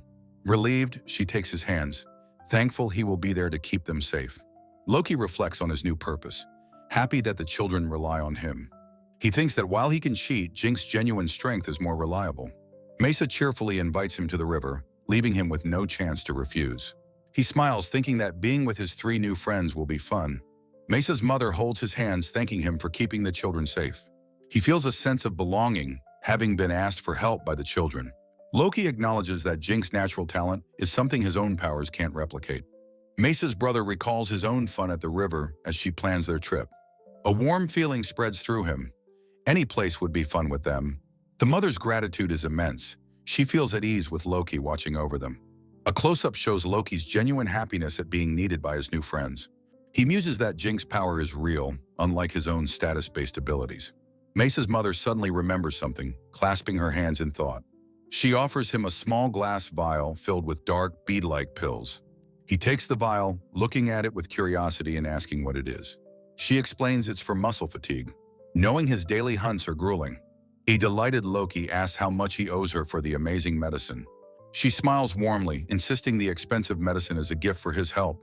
A thought crosses her mind as she considers the potent medicine she's offering. She presents the vial of fatigue-recovering pills to the young hunter. He inspects the mysterious vial, questioning its contents and purpose. She knows his daily battles are tough and offers a powerful recovery aid. A grateful Loki eagerly asks about the price of the helpful remedy. She tells him the cost is high, but it's her thanks for his bravery. Mesa's mother pauses, remembering the true value of the gift she holds. Her hands gently place the vial of precious medicine into Loki's own.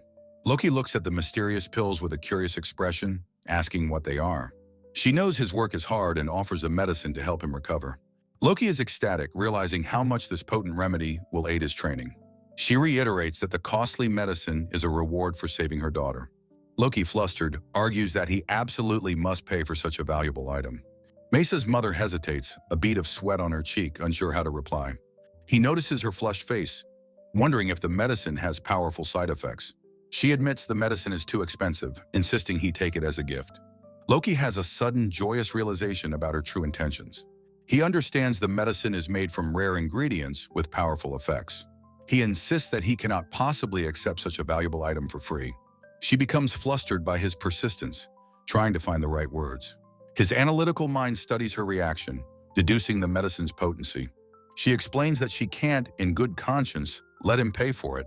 A light bulb goes off in Loki's head as he grasps the real situation.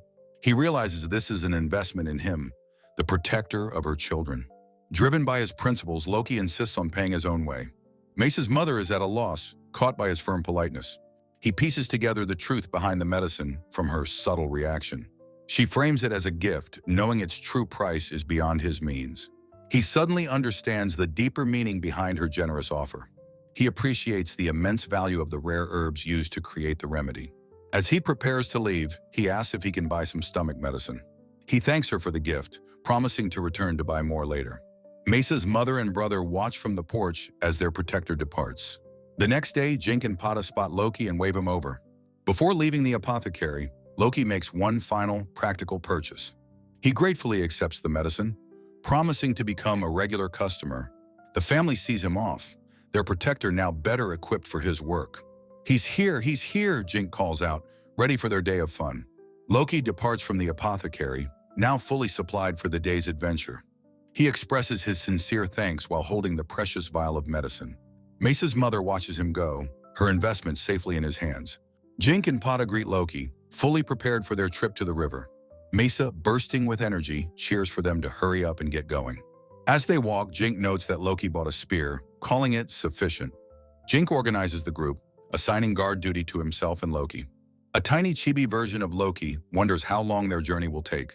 Mesa is practically bouncing with excitement, ready for their adventure to begin. Jink comments on Loki's new cheap spear, deeming it adequate for their trip. He takes charge, putting himself and Loki on watch while Pata carries the gear. As they leave the town's gates, Loki mentally calculates their travel time. Jink casually tells a shocked Loki that the walk will take about 2 hours. The group happily treks through the forest, a 2-hour walk to their playground.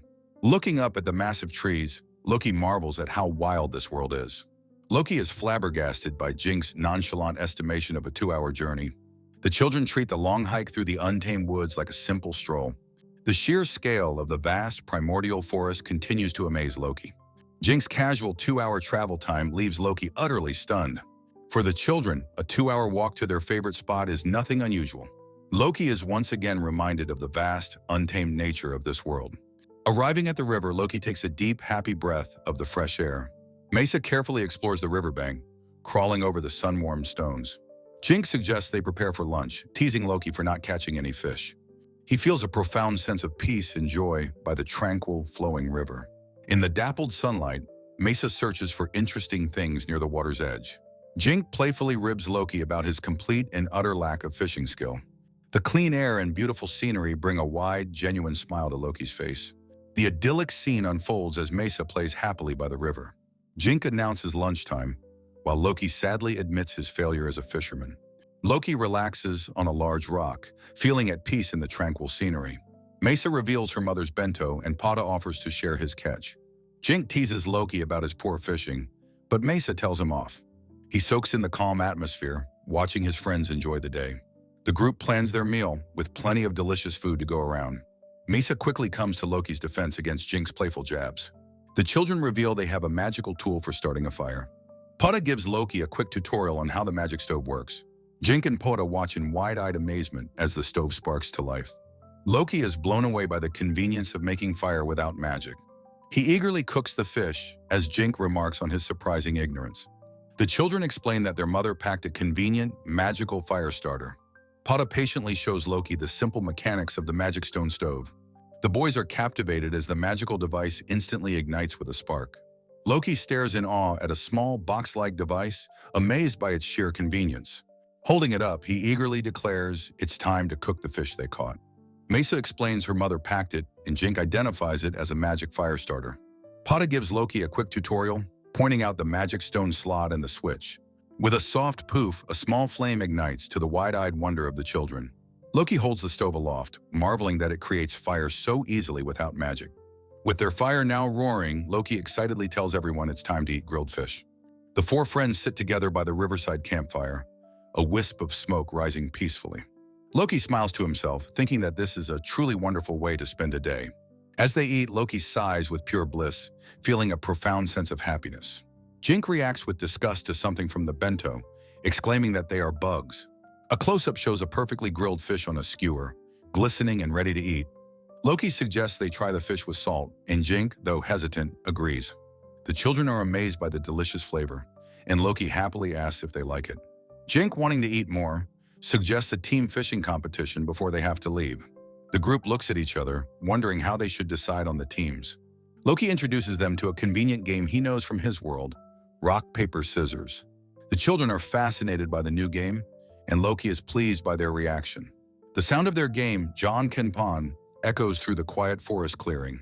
Mesa and Jink are fired up, vowing not to lose and promising not to hold back.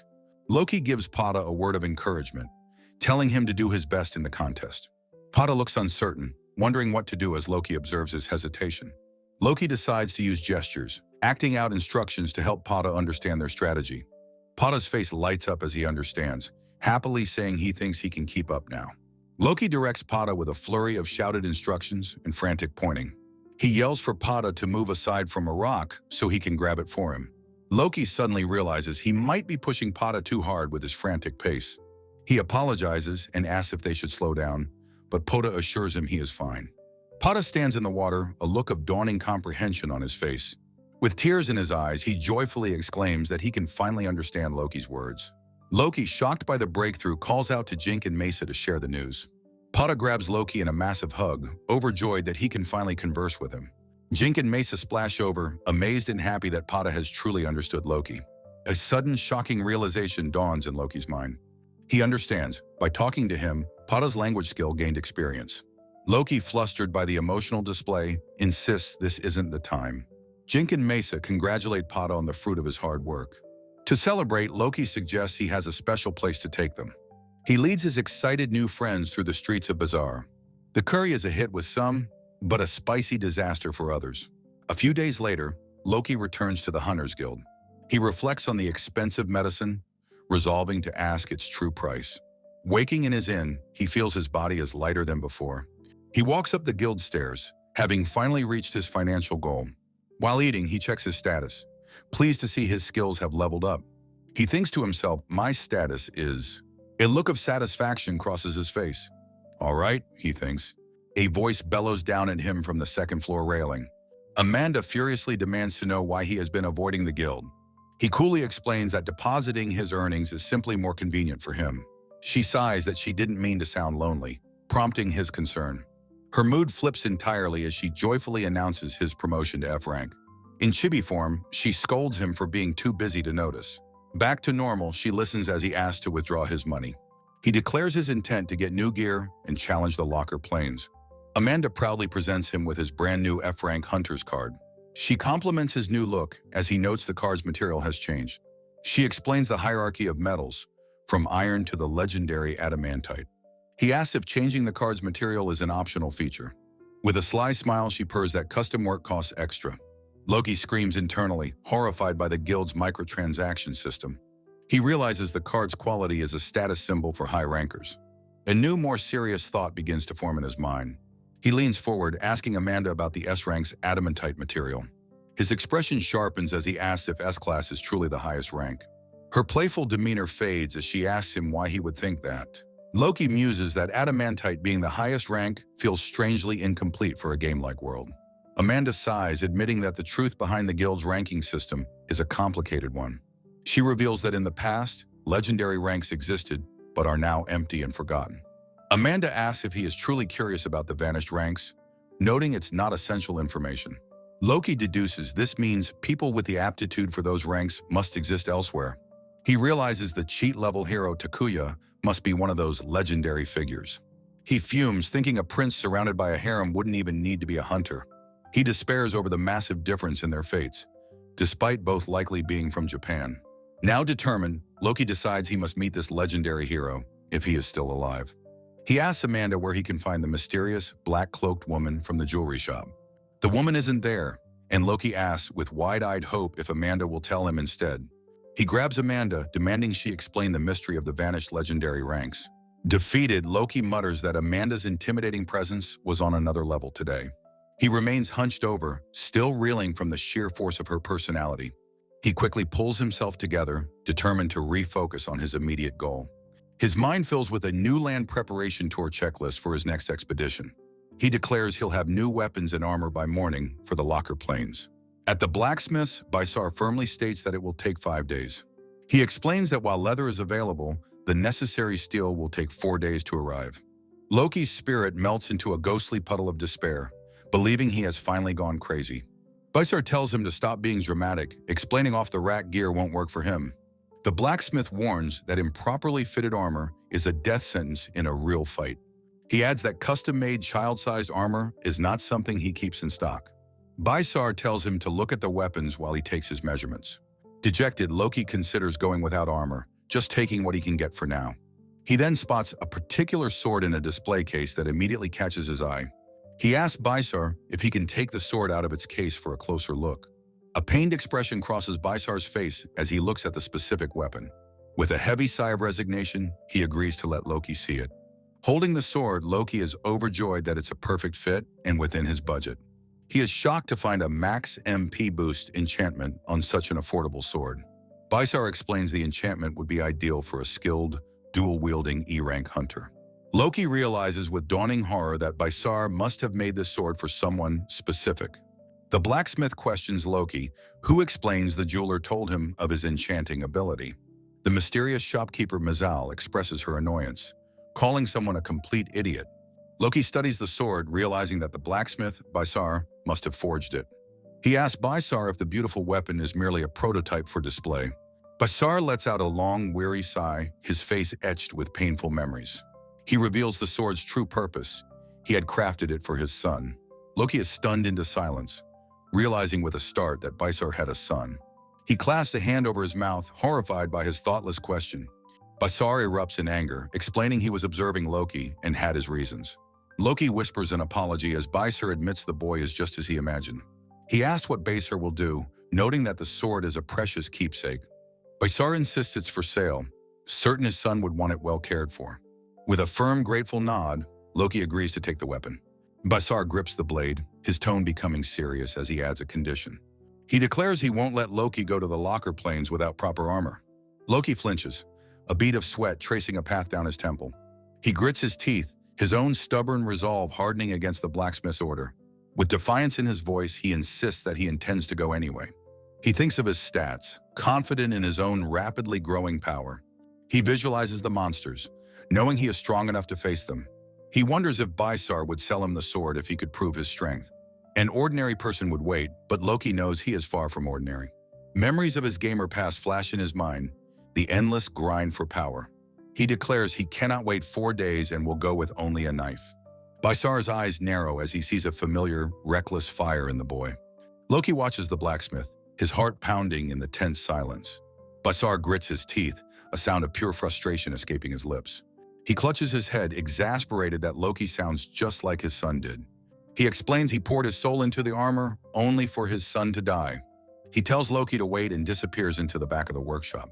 He returns with a smile, saying the armor is a perfect fit, just as he thought. Loki is shocked, realizing this is the very armor made for Baisar's son. The armor's wind magic will protect him from the deadly air mantis. Baisar dares him to run, threatening to hunt him down and kill him again. Loki grins, saying the threat only makes his body feel more ready for battle. The blacksmith leads him out to the small training yard behind the shop. Fully equipped, Loki stands ready as Baisar tells him to test the blade. He grips the hilt, feeling the weight of the sword and its tragic history. He understands the sword was waiting for someone who truly wanted it. Baisar asks how it feels, and Loki confirms it's light and fits perfectly. He moves with newfound speed and grace, the gear feeling like a second skin. In each swing, he feels the weight of the son who came before him. The blade sings through the air, a perfect extension of his will. He turns to Baisar and makes a solemn vow. He will not die. A game-like screen declares that Loki has obtained the imbued armor and sword. Loki lets out a breath of relief, feeling the world's tutorial is now over. His practical side takes over as he immediately brings up the matter of payment. Baisar flatly refuses, but Loki insists that he must buy the equipment. The blacksmith roars that it was never for sale, so he can't accept money. Loki yells back with equal force that he has the money, so he will pay. Their comical argument spills out into the street, amusing the passing townsfolk.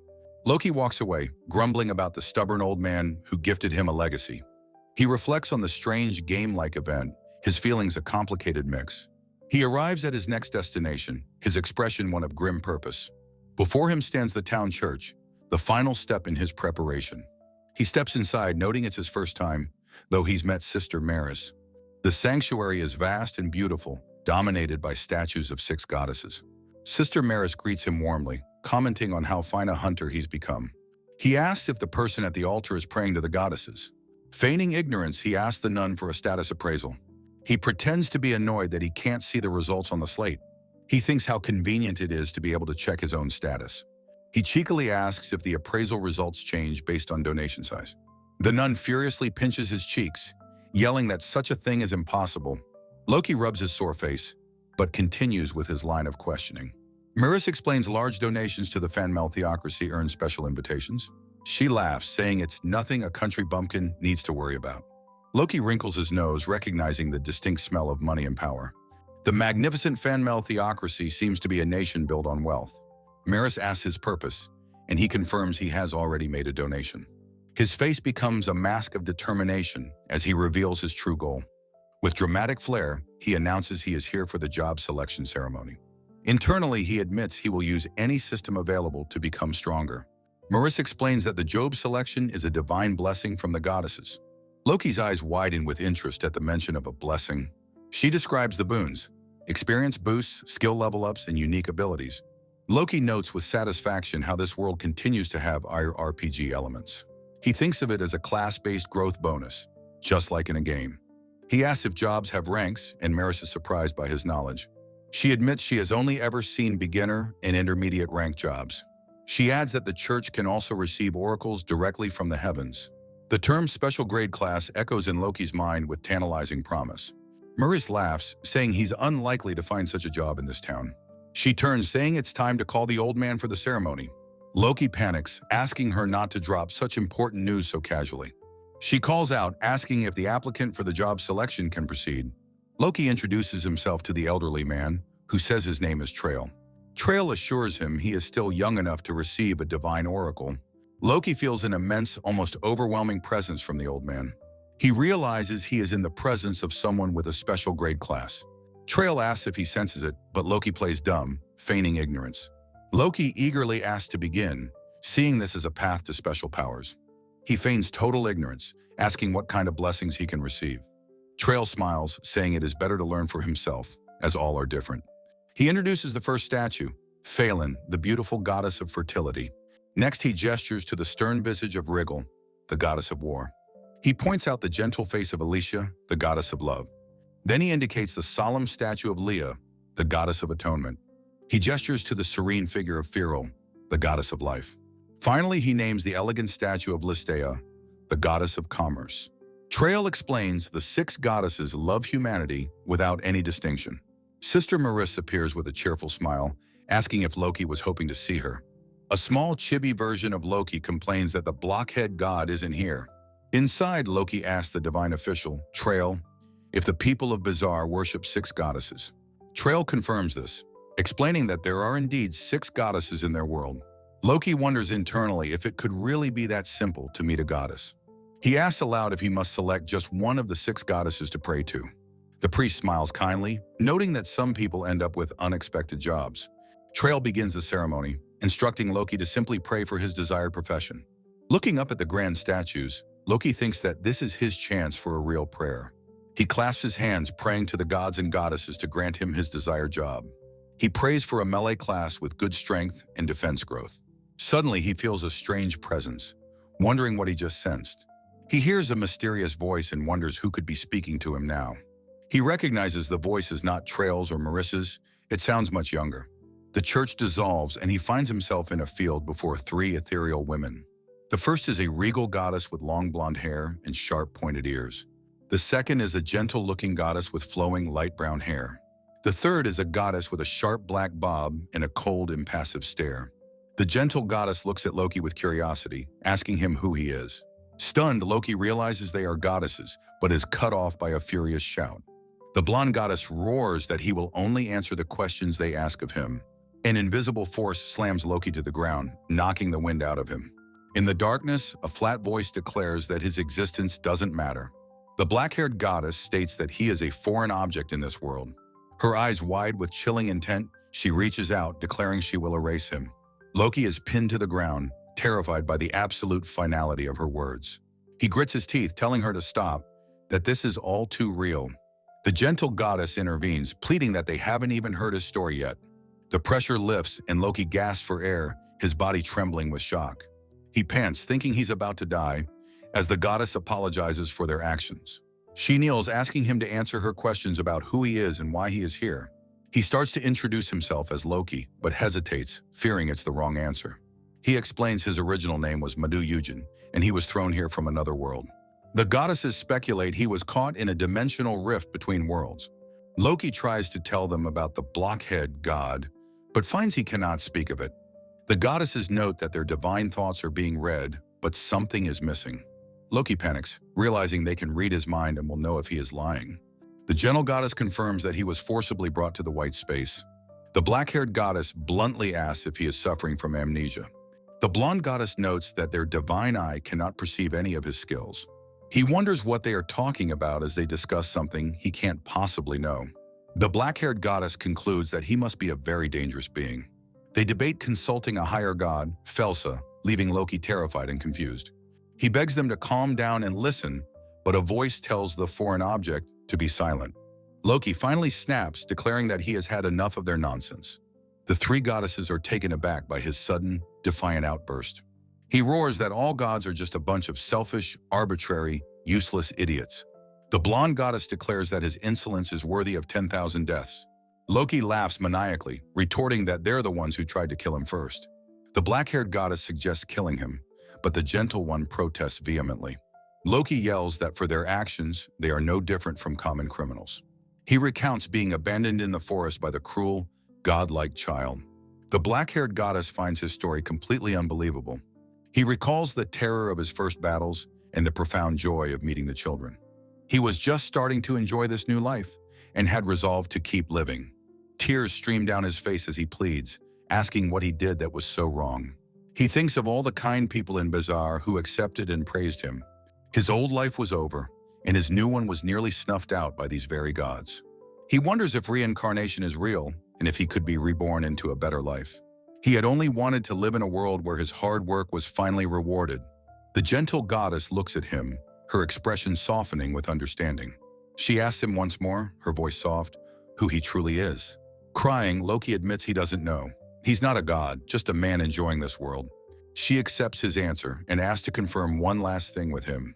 She asks if he received any skills before arriving in their world.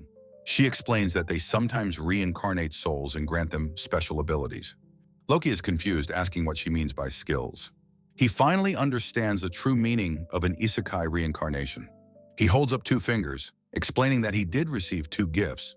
He reveals he was de-aged from 32 and given his unique status screen. He explains that 2 hidden columns on his screen are a mystery even to him. The goddesses are shocked, asking if he is telling the truth about the screen.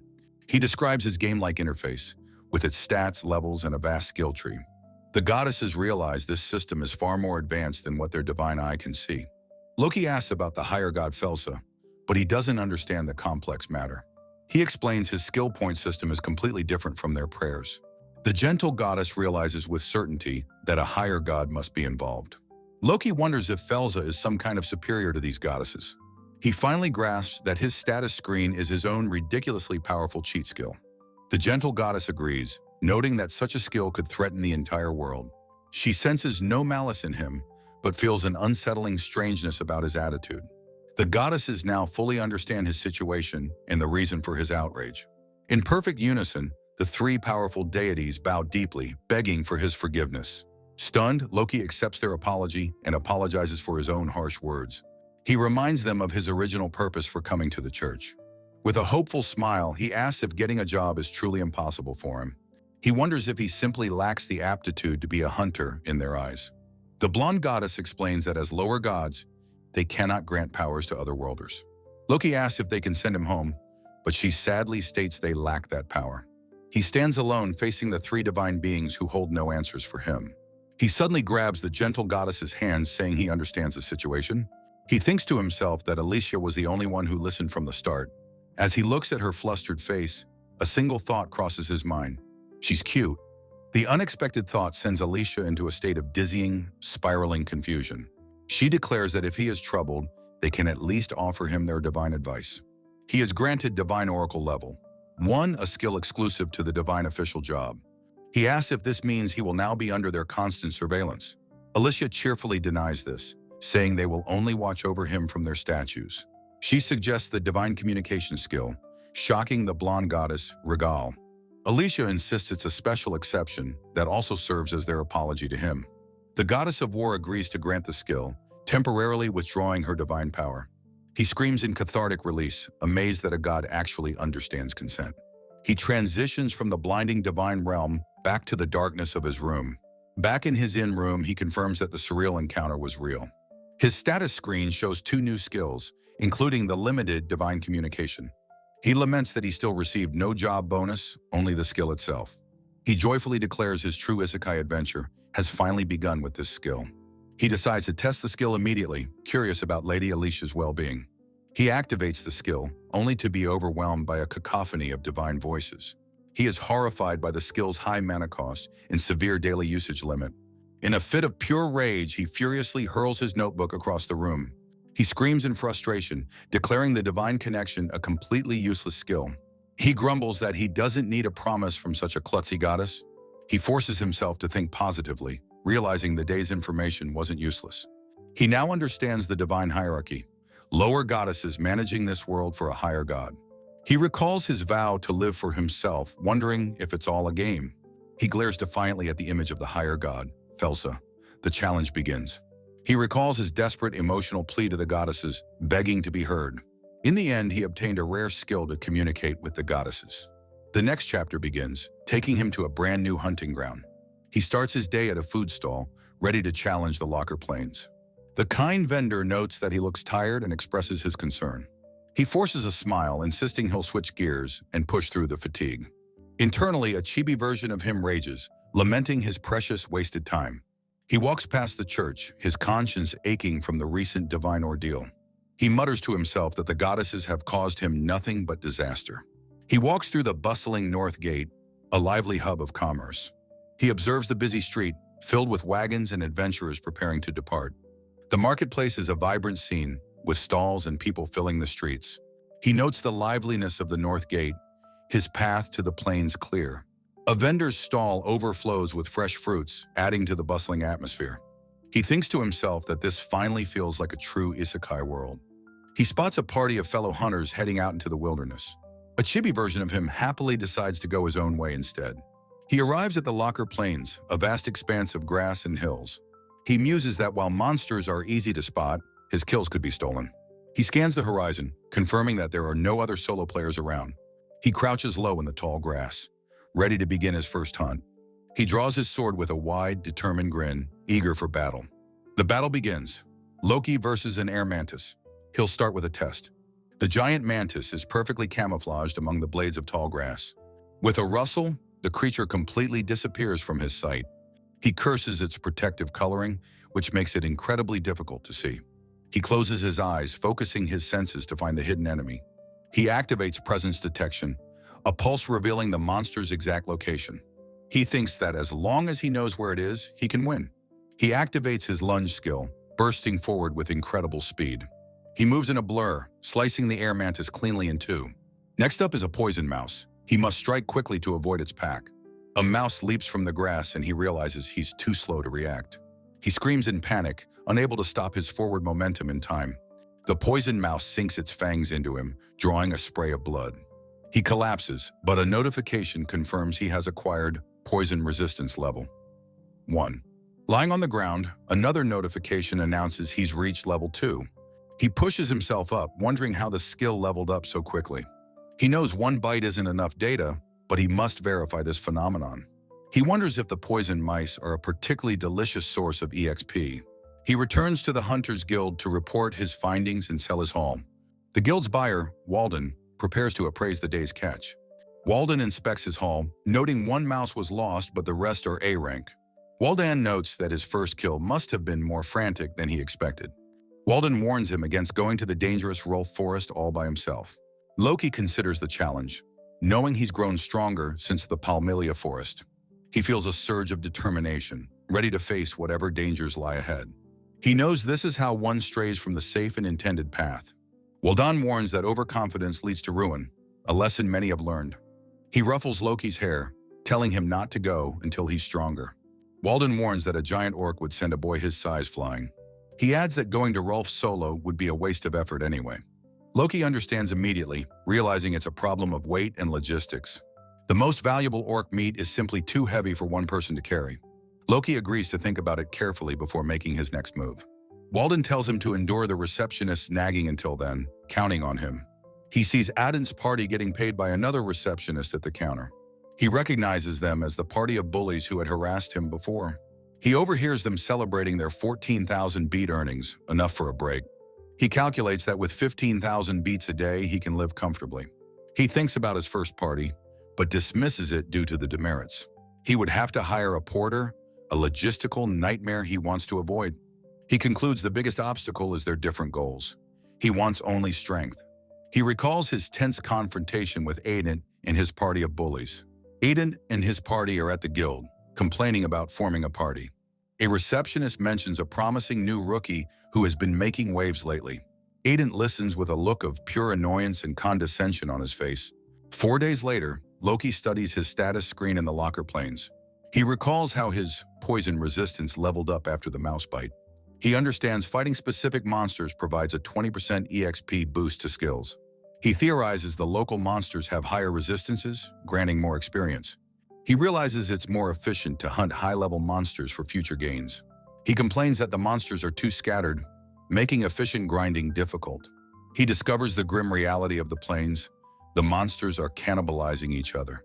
He realizes he can't take his eyes off the hunt for a single second. He laments the inefficient 2-hour commute to and from the hunting grounds. He screams in frustration, wishing he could hunt in one spot for efficiency.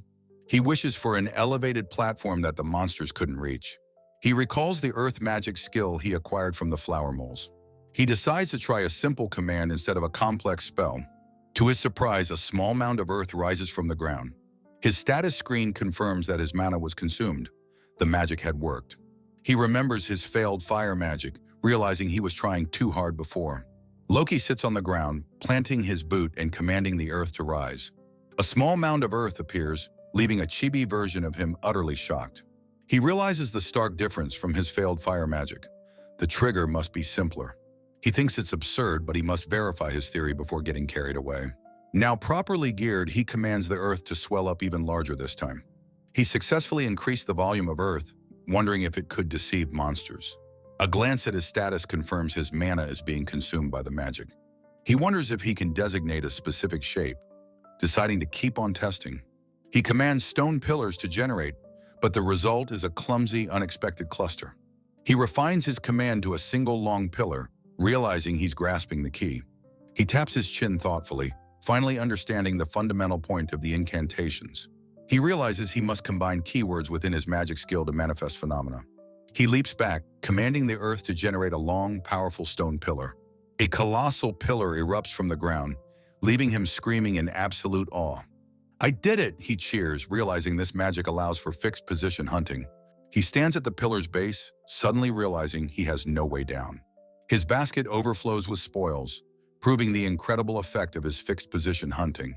He sweats, recalling the immense struggle it took just to get down again. He smiles, wishing he could tell his past self that magic comes from feet. He's shocked that a flame actually appeared, yelling out in complete surprise. He jumps in surprise, startled by the sudden presence of someone behind him. Aiden asks why he's still alone, calling him the guild's famous lonely rookie. Aiden introduces himself and his party, condescendingly offering Loki a spot on their team. With a look of utter boredom, he flatly tells them that he is fine. Aiden's face twists into a mask of pure, incredulous rage at the rejection. Aiden can't believe he was refused, but Loki insists solo hunting just suits him. His cronies get aggressive, but Loki simply apologizes for his perceived rudeness. Aiden threatens to report him, but Loki calmly says that he is fine with it. Back at the guild, he tells Amanda he was relieved she was around for that. He understands the guild can only warn Aiden, and he says that's enough. He knows the guild expects him to solve this, finding the situation extremely troublesome. He worries not about winning, but about becoming a target for the townsfolk. He checks his status, noting he has finally reached the milestone of level 9. He needs to reach level 11 just to avoid them. Returning is impossible. He laments that 4 days of hunting in the plains only got him to level 9. He believed Bazar had only good people, but he got tangled up anyway. He looks over the moonlit town, hoping things don't become any more troublesome. The next day, he notices something new that catches his immediate attention. A hunter at the guild board exclaims that it's his first emergency request. He smiles excitedly. The request is for poison mice with an increased reward. The notice details a potential mass outbreak of poison mice due to increased numbers. He sweats, a wry smile forming as he wonders if he's the cause. As he prepares to leave, he spots Aiden's party spying on him again. The party follows him out of the town gates and into the open plains. He walks on, fully aware that the other hunters are still trailing behind him. He expertly battles an air mantis while his unwanted audience watches from afar. They watch in confusion as Loki seems to be muttering to himself. The air crackles with tension as he finally confronts the stalking hunters. He turns his back on them, muttering about how incredibly annoying they are. He stops, finally turning to ask how long they plan on following him. Aiden sweats, claiming they are simply moving to a different hunting ground. Exasperated, he calls their actions inefficient and tells them to go somewhere else. Aiden snarls, accusing Loki of being the one encroaching on their territory. He sighs, realizing their harassment is aimed at the contents of his basket. He sets down his basket, declaring that he understands and this is enough. Aiden watches him, confused and wary of what the rookie is planning to do. A stone pillar erupts violently from the ground, shocking Aiden into silence. He knows his level 3 earth magic can use up to level 4 keywords. The onlookers can only scream in utter disbelief at the impossible display of power. "What are you?" Aiden screams as Loki looks back with a cold glare. His face sparkles with excitement. He declares that the real show is starting now. He touches the pillar, noting how adding deep made it extend as planned. He watches the others struggle below, a mischievous thought crossing his mind. He stands atop his pillar, announcing that he will now hunt at his leisure. He condescendingly tells the frustrated party below to also do their very best. He aims his weapon, vowing to show them the vast difference in their class. The stone pillar stands as a silent monument to his overwhelming alien power. He lands gracefully as the pillar deconstructs, leaving no trace of his magic. He realizes this height is perfect for sniping, readying himself for the hunt. He decides to give up for now, needing to go and collect his basket. He rides a newly generated 5-meter stone pillar up into the air. He's struck by a thrown rock, his face contorting in sudden, sharp pain. He shouts that it was terrifying, but his dangerous experiment was a success. He calculates that a pillar's creation and retraction costs a total of 26 mana. His face flushes with pleasure, thinking this will stabilize his hunting on the plains. He raises his sword to the sky, vowing to hunt even more monsters. Back at the guild, he's exhausted, admitting he got carried away. The buyer tells him to set the basket down. He will check it soon. He presents a second basket, also overflowing with his incredible day's haul. Walden confirms his suspicion. The emergency request was indeed Loki's fault. Loki tries to deny it, saying the population increase is the real problem. Walden clarifies that while not his fault, he was undoubtedly the catalyst. Loki concedes that when put that way, he can't really deny it. Walden confirms the A-rank haul as Loki asks for the reward to be deposited. Walden yells, asking if he seriously plans on earning even more money today. The buyer notes that Loki seems to be pushing his body beyond its limits. Loki just smiles sheepishly, a bead of sweat on his cheek. Another hunter realizes he ran here with that haul, explaining his incredible stamina. The buyer shoos away the other hunters, who blame Loki for their workload. He walks away, thinking he'll need to have a new basket custom-made. He suddenly stops, sensing a presence that makes him look up in surprise.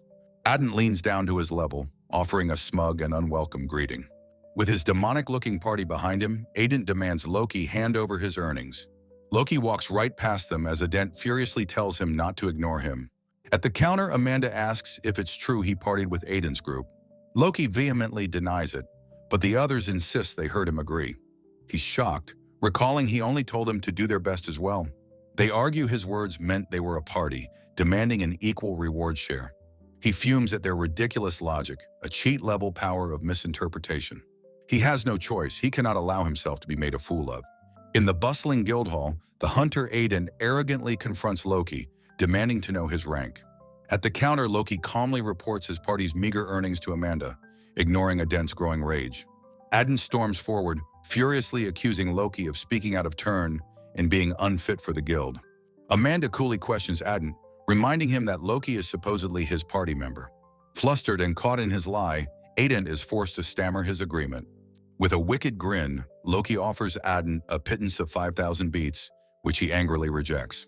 Adent screams that he refuses to listen to another word from the insolent boy. Loki's expression turns deadly serious as he delivers a final, chilling warning to the hunters. Adent scoffs at the threat, mockingly asking what the difference is between an enemy and a monster. Loki's hand rests on his sword as he vows to slaughter them all without mercy. He declares that if they hinder him, they will be no different than goblins. Stunned into silence, Adent can only stare, thinking Loki must be joking. Amanda panics, frantically shouting for someone to summon the guildmaster immediately. Adent finally snaps, lunging at Loki while screaming at him not to get so cocky. Guildmaster Yargoth appears on the stairs, his commanding voice cutting through the chaos. The rules, it seems, are simple to break for those who know how. A voice explains that it's less damaging to simply ask for what you want. A memory of Madu Eugen's past life as a weary salaryman flashes through his mind. In his office, Yargoth explains the guild's strict rules against hunters interfering with one another. Adent leaps to his feet in rage, demanding to know why Yargoth is siding with a brat. Yargoth calmly clarifies that he isn't taking sides, but has already consulted with Loki. Loki silently thanks his good fortune that the shrewd guildmaster is present. Yargoth states he wishes to avoid a situation where someone dies, much to Adent's frustration. Confused by the statement, Loki asks the guildmaster to explain what he means. Yargoth delivers a cold assessment. In a fight, Adent's party would likely be annihilated. Adent sputters in disbelief, unable to fathom losing to a single child. Yargoth retorts that this lack of risk management is why they're all stuck at F rank. He points out Loki's abnormally large hauls, questioning if Adent realizes who he's provoking. A cold sweat breaks out on Adent's face as the terrifying truth begins to sink in. A small chibi Loki muses that Yargoth is just stating the obvious. He's not normal. One of Adent's party members weakly protests that they weren't trying to be hostile. A diagram reveals their failed plan: force Loki to join, steal his materials, and report him. Yargoth declares their actions an eyesore, informing them their future as hunters is over. The three hunters look on in horror as Yargoth announces their permanent expulsion from the guild. Adent protests that they were robbed, but Yargoth counters that they were lucky it wasn't worse. One of the disgraced hunters despairs, lamenting that he never thought it would go this far. Yargoth offers a sliver of mercy, promising to find them other work to avoid slavery. With the matter seemingly settled, Yargov turns to Loki, asking if he is satisfied. But Loki, his eyes dark, declares that this punishment is far too lenient for him. Yargov watches with a flicker of intrigue, curious to see where this is going. Loki clarifies that their punishment is their own business. He demands personal compensation. A confused Aiden asks if he is demanding a separate apology for being expelled. Aiden pleads for mercy, claiming he is about to be married, but Loki coldly says he doesn't care. Loki calmly asks if it wouldn't have been better to consider the risk before acting. He begins a chilling monologue, explaining that he is not a hero, but a man exploited by good people. His face contorts with rage, declaring them no different from the countless others he's known. The principle is simple: you will always reap what you sow. This isn't a game. There are no second chances or easy escapes from consequences. Yargov smirks, warning Loki not to push them too far, lest things get messy. Loki welcomes the idea of revenge, stating he would simply treat them as thieves. With a terrifying grin, he declares he will kill them as criminals with all due ceremony. The three disgraced hunters tremble, sweating profusely, completely broken by his threat. They bow their heads in total submission, offering to give him all their money and equipment. A small image shows the hunters being stripped of their gear in the field. From his office window, Yargov watches the proceedings in the guild hall below. Loki quietly approaches the guildmaster from behind, getting his attention. He thanks Yargov for his help, offering a pouch of coins as a nuisance fee. Yargov accepts the payment, pouring the coins into his hand with a thoughtful expression. He asks Loki if this ruthless method of handling things is his version of common sense. Loki admits he went too far, but explains his deep-seated hatred for villains. Yargov smiles wryly, remarking that he doesn't have enough lives for such tactlessness. As he leaves, Yargov tosses the confiscated gear to Amanda, telling her to hold on to it. Loki asks Amanda to give the potions he acquired to Jink and the other children. He explains that he feels indebted to the three of them for their kindness. Amanda smiles, remarking on how strange Loki is before agreeing to his request. Yargov muses that it might be time to begin Loki's E-rank examination. The guildmaster falls into a moment of silent, calculating thought. He warns Loki to be careful, as a similar incident is likely to happen again. Loki agrees, stating he has no intention of being hammered down, but will try to be discreet. Yargov lets out a small, amused chuckle at the boy's response. With a cunning smirk, he asks if his pronunciation of the otherworldly saying was correct. Loki is stunned, realizing Yargov just quoted a Japanese proverb he was thinking of. He panics internally, wondering how Yargov knew the phrase and if his skill was activated. Yargov reveals he's been suspicious since their first meeting, based on Loki's speech patterns. He looks Loki in the eye and asks the question directly. "You're an otherworlder, aren't you?" Loki's eyes widen in utter shock, his greatest secret finally exposed. Yargov raises his hands placatingly, assuring Loki he has no intention of antagonizing him. Loki eyes him with suspicion, wondering what the guildmaster intends to do with him. Yargov offers him a high-stakes subjugation quest with a reward of 1 million beats.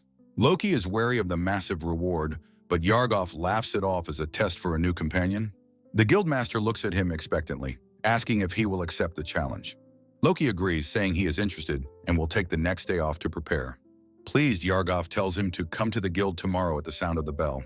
Loki stands before the guild, Yargov's words about looking forward to their partnership echoing in his mind.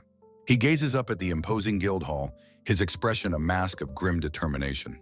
He admits to himself that he is truly terrible at dealing with manipulative people like Yargov. A faint sound catches his attention, a whisper on the wind. He looks up as a disembodied voice calls his name, identifying itself as the goddess Regal.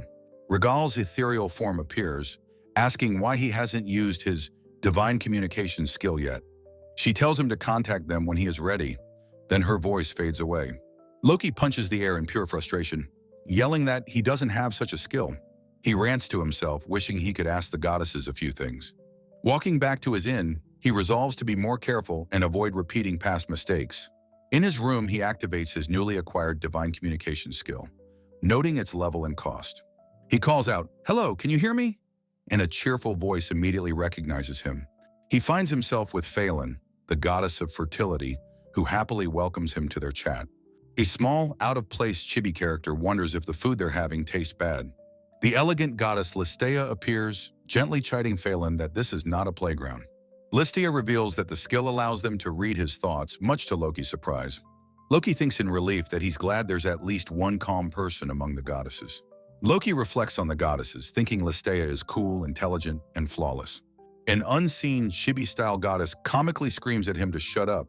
Loki, flustered, says he's happy for the compliment, but wants to ask his question. He asks why he could suddenly use magic after failing to cast Fire Egg. He recalls that the change happened the day after he first visited the church. A goddess wonders if it's because he's reincarnated, which confuses Loki. She explains that magic users command spirits using their mana as bait. Loki realizes the spirits didn't notice him because he couldn't perceive them. He sits on his inn porch, pondering the origin of magic. He fumes internally, realizing he'd never have used magic without meeting them. A goddess's voice asks why his thoughts have suddenly stopped. Loki scratches his head, apologizing for getting lost in his own thoughts. He thanks them, feeling refreshed and relieved now that he understands. He remembers Waldan's warning about the dangers of hunting orcs alone. Loki acknowledges that the sheer weight of the materials is the problem. He asks the goddesses if he can inquire about a skill he wants. He excitedly describes his desire for an item box or inventory for storage. Phelan suggests spatial magic, a skill she gives to other otherworlders. His divine connection is cut short, leaving him yelling about the lack of time. He sighs, acknowledging that the skill is still very important to him. Elsewhere, Yargov decides he will go to the guild tomorrow, sensing movement. Loki feels a thrill of excitement, thinking the main story is finally starting. A strange trembling sound emanates from the porch of his inn. He groggily wonders what's happening as his consciousness begins to fade. He collapses, his hand reaching out as his strength leaves him. The scene pans up the exterior of the inn building at night. Loki sits up in bed with a start, realizing it's already morning. He finds it odd that he was suddenly overcome with sleep after his divine chat. He checks himself for poison, but finds his mana is completely gone instead. His eyes fall on his sword, and he wonders if it's the cause. He jolts in shock as the realization of what happened hits him. He stares at the sword from his bed, the truth dawning on him. He stops his panic, deciding to calmly form a hypothesis first. A black title card appears stating, "Let's form a hypothesis." He recalls his habit of training his magic until his mana is almost depleted. His mana was too low, so the sword supplemented the cost for the divine chat. The sword continued to drain his mana even after he let it go. He imagines being defenseless as mice swarm him in his sleep. He realizes with horror that depending on this world's rules, he could have died. He throws open the window, determined to start his busy day. A close-up shot focuses on the detailed woodwork of the inn. He decides to see Yargov first and collect the items confiscated from Adent. At the guild, he overhears one of Adent's men complaining about him. Loki recognizes the man, muttering his name under his breath. The hunters gossip, wondering if he really took all of their equipment. Loki sighs, thinking this is just as he expected. He recalls how even in games, players who stood out were always harassed. He couldn't stand the toxic atmosphere, and neither could other players. He thinks it's a waste to let the malice of others stop you. He reasons that as long as the system works, he doesn't care what others say. Dealing with the anonymous masses is just a waste of his time. He thinks being alone is easier, but then hears someone call out to him. He turns his head, hearing his name being called from the guild entrance. Mesa, Jink, and Pata run towards him, happily calling out his name. Loki is completely surprised by their sudden appearance. Letting out a, "Huh?" He asks what they're doing here, and Jink explains they met Amanda. Jink says he's glad he could thank Loki before he left to go hunting. He then thanks Loki for the potions he gave them. Pata holds out the potions, asking if it's really okay for them to take them. Loki simply nods, and the children accept his gesture of friendship. His business concluded, Loki heads to the church to speak with the goddesses. He cheerfully greets a nun, saying he has come to offer a prayer. He gives Sister Maris a gift basket as an apology for his earlier questions. He kneels, asking if the goddesses are there, and saying he's come to see them. Two soft voices echo, confirming that they are always there for him. He is pulled into the divine realm, where a goddess tells him it's okay now. He is greeted by three goddesses, the cheerful Phelan, gentle Firel, and elegant Listea. Loki is completely dazzled by their beauty, thinking their visuals are too good. Listea notes that while he's been here before, it's natural to be overwhelmed. He internally describes Phelan as the very picture of overwhelming cuteness. He sees Firel as the embodiment of an almost demonic, all-encompassing kindness. He finds Listea to be the personification of mysterious and dignified beauty. He covers his face, thinking it's too much for his eyes to take in. A close-up shows him shielding his eyes from their divine radiance. Phelan asks if he wants to leave, but Listea says that's not allowed. Phelan playfully pulls his soul towards an ornate table, telling him to come over. Loki is shocked, wondering if there was a desk there before. Phelan gestures for him to sit as a steaming cup of tea materializes. A close-up shows Loki's wide, astonished eye. He marvels at the strange space, glad Alicia survived her encounter with the others. He recalls that Rigel and Leah were wary, but ultimately listened to his story. Phelan tells him to relax, as he has no skills that threaten the world. Loki stammers, completely flustered by her playful, close proximity. He asks if he is currently just a soul, and Phelan confirms it. Phelan tries to use her divine eye on him, but finds it doesn't work. She explains they can only interact with his soul, not his physical body. A chibi Loki realizes this means he's completely defenseless in the church. Firil reassures him, explaining she casts space-time magic to slow down time. He asks if that's a skill, and Firil confirms it is. He blushes, wondering if he could ever use such godlike cheat skills. Firil tells him that while not everything is possible, the potential is there. A close-up shows Firil's gentle, knowing, and slightly seductive smile. She leans forward, saying they are curious and want to hear his story. She tells him that they share the same feelings, and so does he. Firil coaxes him, telling him to ask about anything he is curious about. Loki is completely flustered, sweating and blushing under her intense gaze. He animatedly recounts his life story to the goddesses at their tea party. Phelan and Firil listen intently as he speaks, completely engrossed. Listia also listens as he continues his tale, a thoughtful expression on her face. Loki gestures with his hand, fully absorbed in telling his story to the gods. The goddesses explain that this world's civilization has stagnated, its progress having ground to a halt. Society has become far too dependent on the convenience of magic and predetermined skill sets. The higher god, Felsa, was nonetheless satisfied with this world and its special, long-lived races. The other goddesses praise Felsa's divine work, calling his managed world a thing of beauty.